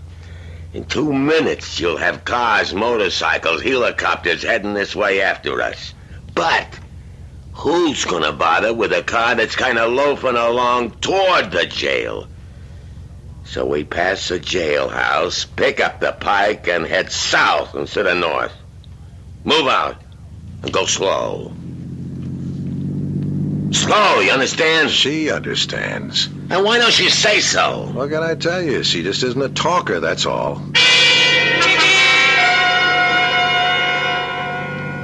Looks like we lost everybody, so now let's head for the gold. The gold, huh?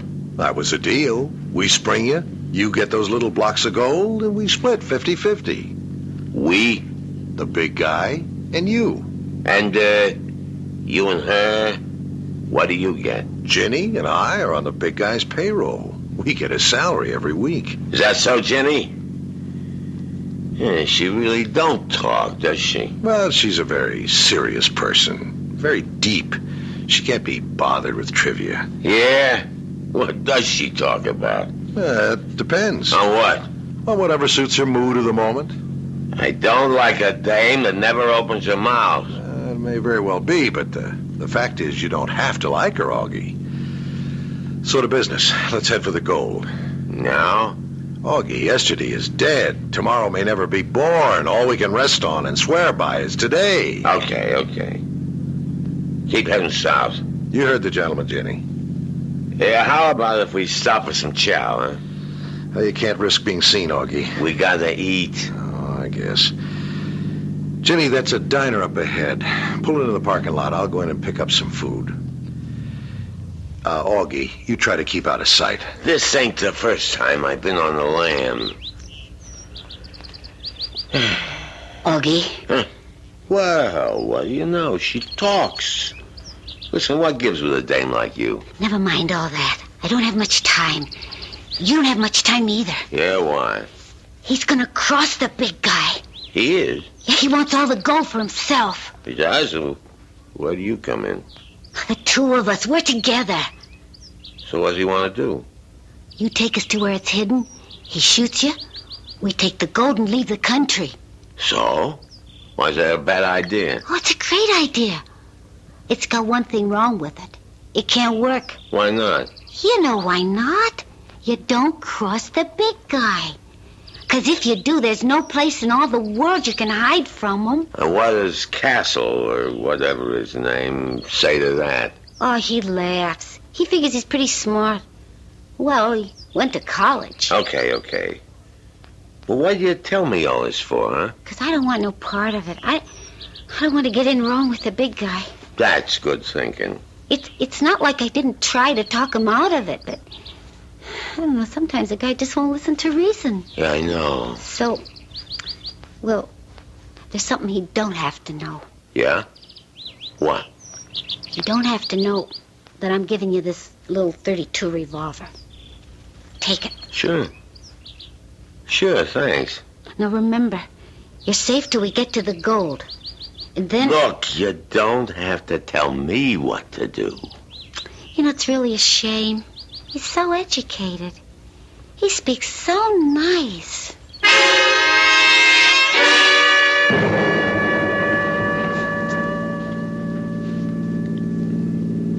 Now, why would you ask a question like that, Augie? I mean...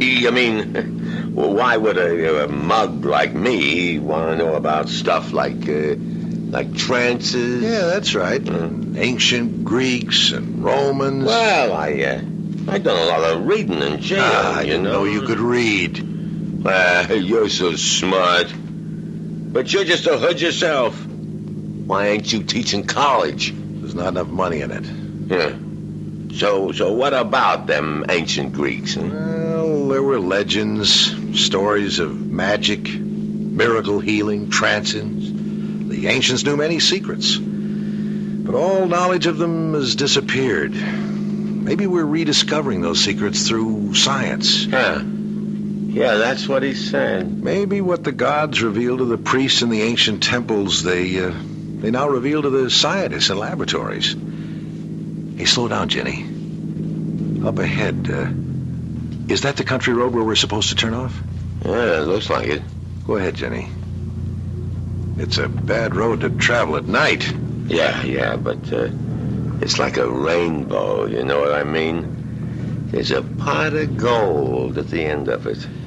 You said there was a hut just off to the right. Yeah. Stop the car, Jenny. Maybe we passed it. I don't see anything. You don't? Why don't you turn around and look? Hey, what the... I never like to shoot a guy in the back. Where'd you get that gun? Wait. Jenny. This is one of them times she got nothing to say. Listen, Augie. Now, listen. Maybe we could discuss... Sure, but me, I always discuss things best with this. No! Well, that's one down, Jenny. What do you mean, one down? One down, one to go. But I saved your life. So I say thanks. But you can't. You can't kill me. I can't? Why? Because you can't. You can't double-cross a big guy. Who says? You can't double-cross the organization. They'll hunt you down. They'll never find me. You can't hide. I got a place. Augie, look at me. Look, I'm not so bad to look at, am I? No, you're great. Well, then take me with you, huh? You wouldn't want to go with me, baby. I would. I'll be gone a long time. I don't care. Want me to tell you how long I'll be gone? I said I didn't care. I'm going to be gone for 3, 4, maybe 500 years. But I don't... What are you saying, Augie? I'm saying I'll be away maybe 500 years. You're crazy. That's how it goes, Jenny. I gotta say goodbye now. Don't shoot me!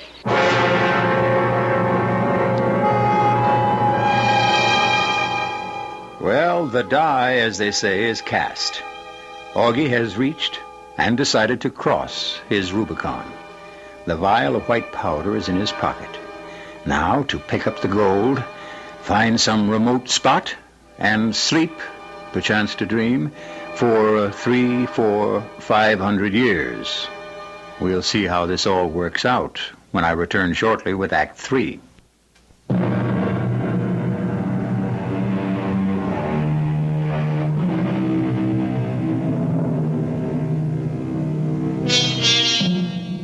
And now Augie has more trouble than any one person can handle. An escaped convict, he is urgently wanted and pursued by the law. Since he has a suitcase containing 100 pounds of pure gold, he is being avidly sought by the underworld. He also has a vial of white powder, the contents of which can enable him to go into a death-like trance for several hundred years, or so he has been told. But can he believe such a thing? And does he have an alternative? That white powder could be the answer. But what if it's a phony? Suppose it's a poison? These are the thoughts that spin about in Augie's head as he drives along the road to, well, so far, to nowhere. We interrupt to bring you this latest bulletin. Killer Augie Carroll, who escaped from the penitentiary yesterday, is still at large. However, a spokesman for the authorities is confident that Augie will be captured. As the spokesman said, too many people want this guy. He'll turn up in a day or two, dead or alive. Yeah. And I can also turn up in 300-400 years, too. And how do I know Pop was on the level? Can I just take that powder and go out like a light? And come back just like that? Yeah, and if I can, what'll it be like all them years from now? Yeah, maybe I can find a hideout. There's got to be somebody I can trust. Somebody. Not everybody's a rat. Jerry, sure. Sure, Jerry.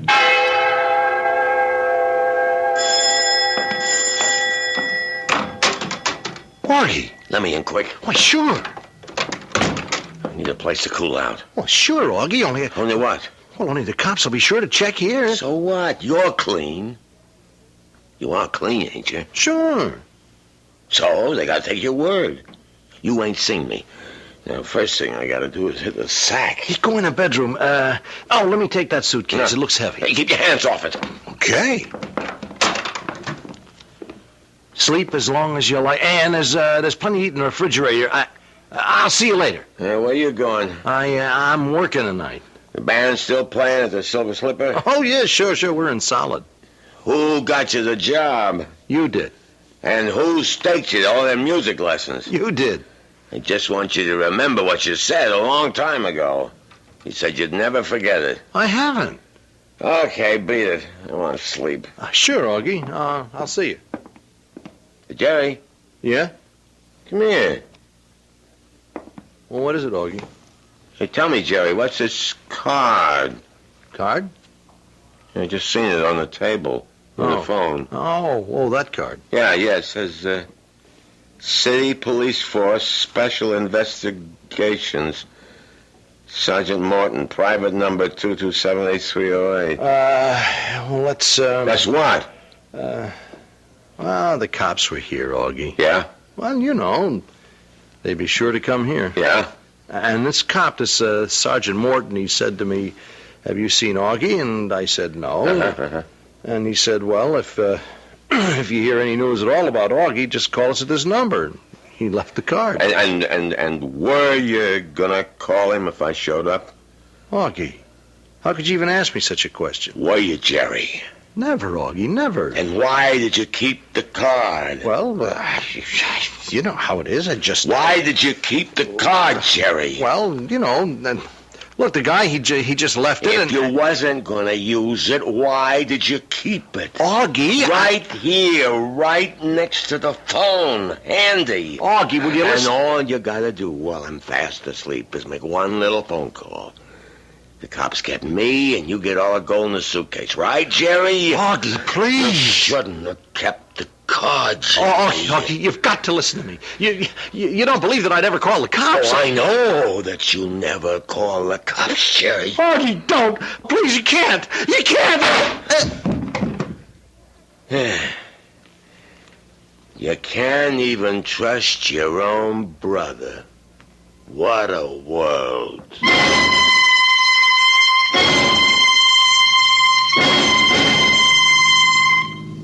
Escaped convict Augie Carroll has been traced to Mountain City. He is armed, he is dangerous, he is vicious. Spokesmen for the authorities are confident his recapture is a matter of hours. Ah, shut up.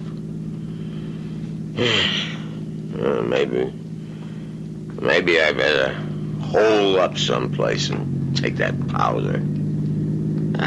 But that's just crazy. It's gotta be crazy. Pop had to be crazy. How can you just take it? Wait a second. Maybe I could get a deal out of Big Guy. Maybe.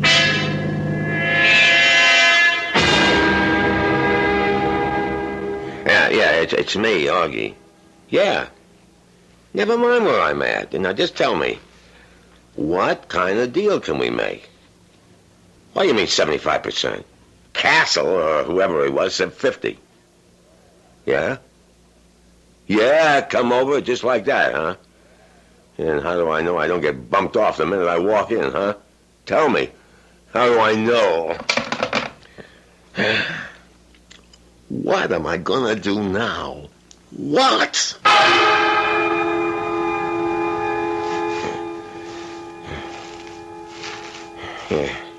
Here, right here. Right by these rocks. Yeah, nobody could ever find me here. Now, all I gotta do is take this powder.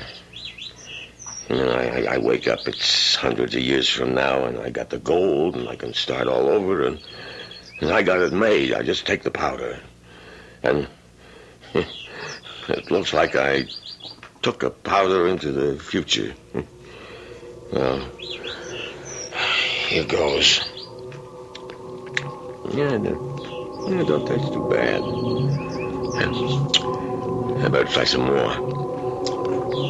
I want to be gone a good long time.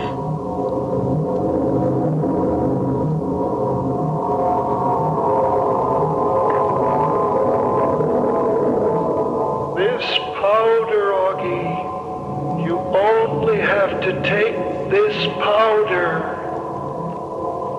Repent your sins, Augie. Please, Augie, take me with you. You can't kill me. Take me with you, Augie. You can't hide, Augie. Take me with you, Augie. Hide. Don't kill me, Augie. Take no me matter with how you, many Augie. times I took that powder, I always wound up in jail. Don't kill me, Augie. Once a jailbird. Take me with you. Take me with you, Augie. Sins, Augie. Take me with you, Augie.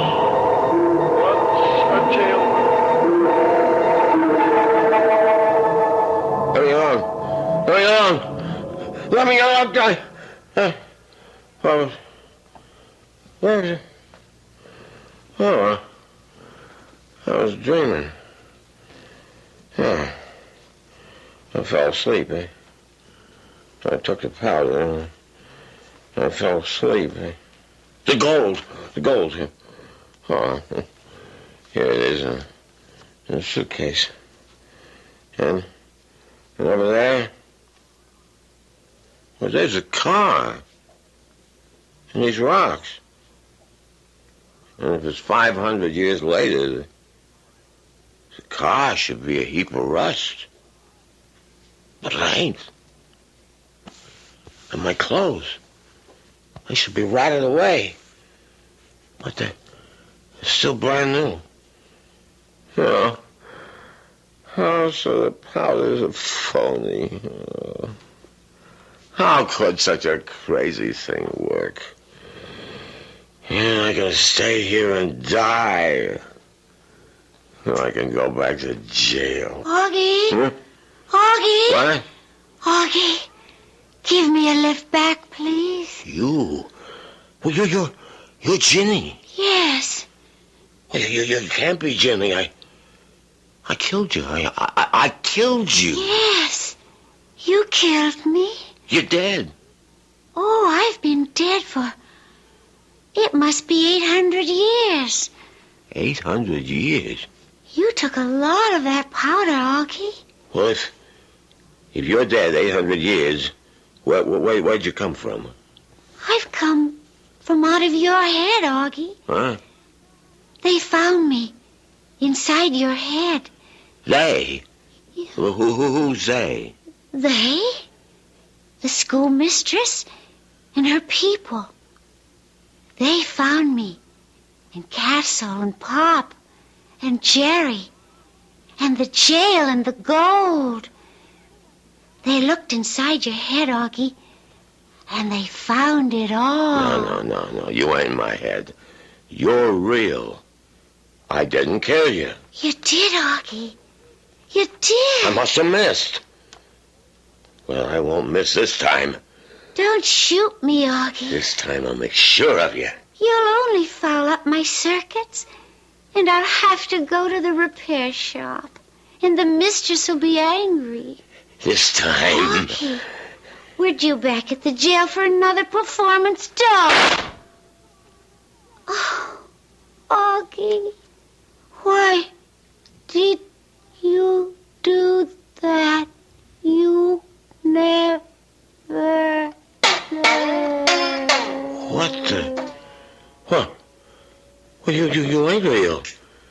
You're nothing but a doll. You ain't real. Augie. Huh? Well, who are you? You know very well who I am. I am the schoolmistress, Helena. Yeah? And you must come back to the cage. Where am I? I realize you're a member of a lower order of life with an undeveloped mentality. But still you could try to learn. But I don't understand. I don't know. You are the only remnant of a primitive race that once inhabited this planet. What are you talking about? Whether you killed yourselves off by war or disease or some other stupidity. Hey, listen. Or whether all of you simply left this planet, taking all your records with you, we shall never know. But you are the sole survivor. In your head, we can read the only clues to your race that remain. This ain't happening. It can't be happening. You had two classes of people as we reconstruct your thoughts. Those in prison and those outside. Look, it's a gag, huh? Tell me it's a gag. Those in prison always try to escape. Those outside always tried to bring them back. That was the business of your society. But I ain't done nothing to you. And so, you must go back to prison. But why? You must go back so that you may escape again. But if I'm going to escape, why do I You have will to... spend what remains of your life escaping and being recaptured. Why? So that our children may study you and examine the workings of a lower order of life. Hey, I got all this gold. Let's make a deal. Gold? We notice you have some in your teeth. Is that what it was used for? And why do you carry such a huge extra supply? Come, Augie, it's late. I'll give you half. You will go back to prison. Pop will give you the powder. Castle will help you escape. You will kill Castle, Ginny, and Jerry. Once again, you will wake up here. And you will go back to prison again and again and again.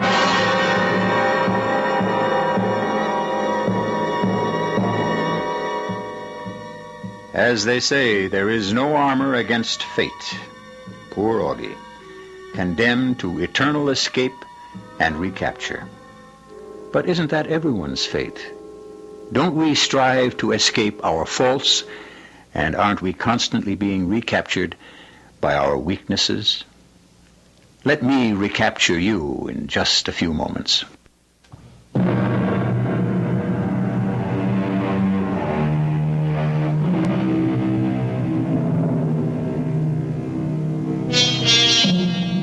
And so, Augie Carroll. Can you imagine? Augie turned out to be the sole survivor of the human race and the only repository of our accumulated culture and wisdom. And it was from Augie that another race received its entire concept of our civilization. A bum rap for mankind, you say? Well, suppose you were the only survivor. What could be learned from you? From me, you can learn that we'll be here again with another mystery. Our cast included Leon Janney, E.V. Juster, Robert Maxwell, and Earl Hammond. The entire production was under the direction of Hyman Brown. This is E.G. Marshall inviting you to return to our Mystery Theater for another adventure in the macabre. Until next time, pleasant dreams.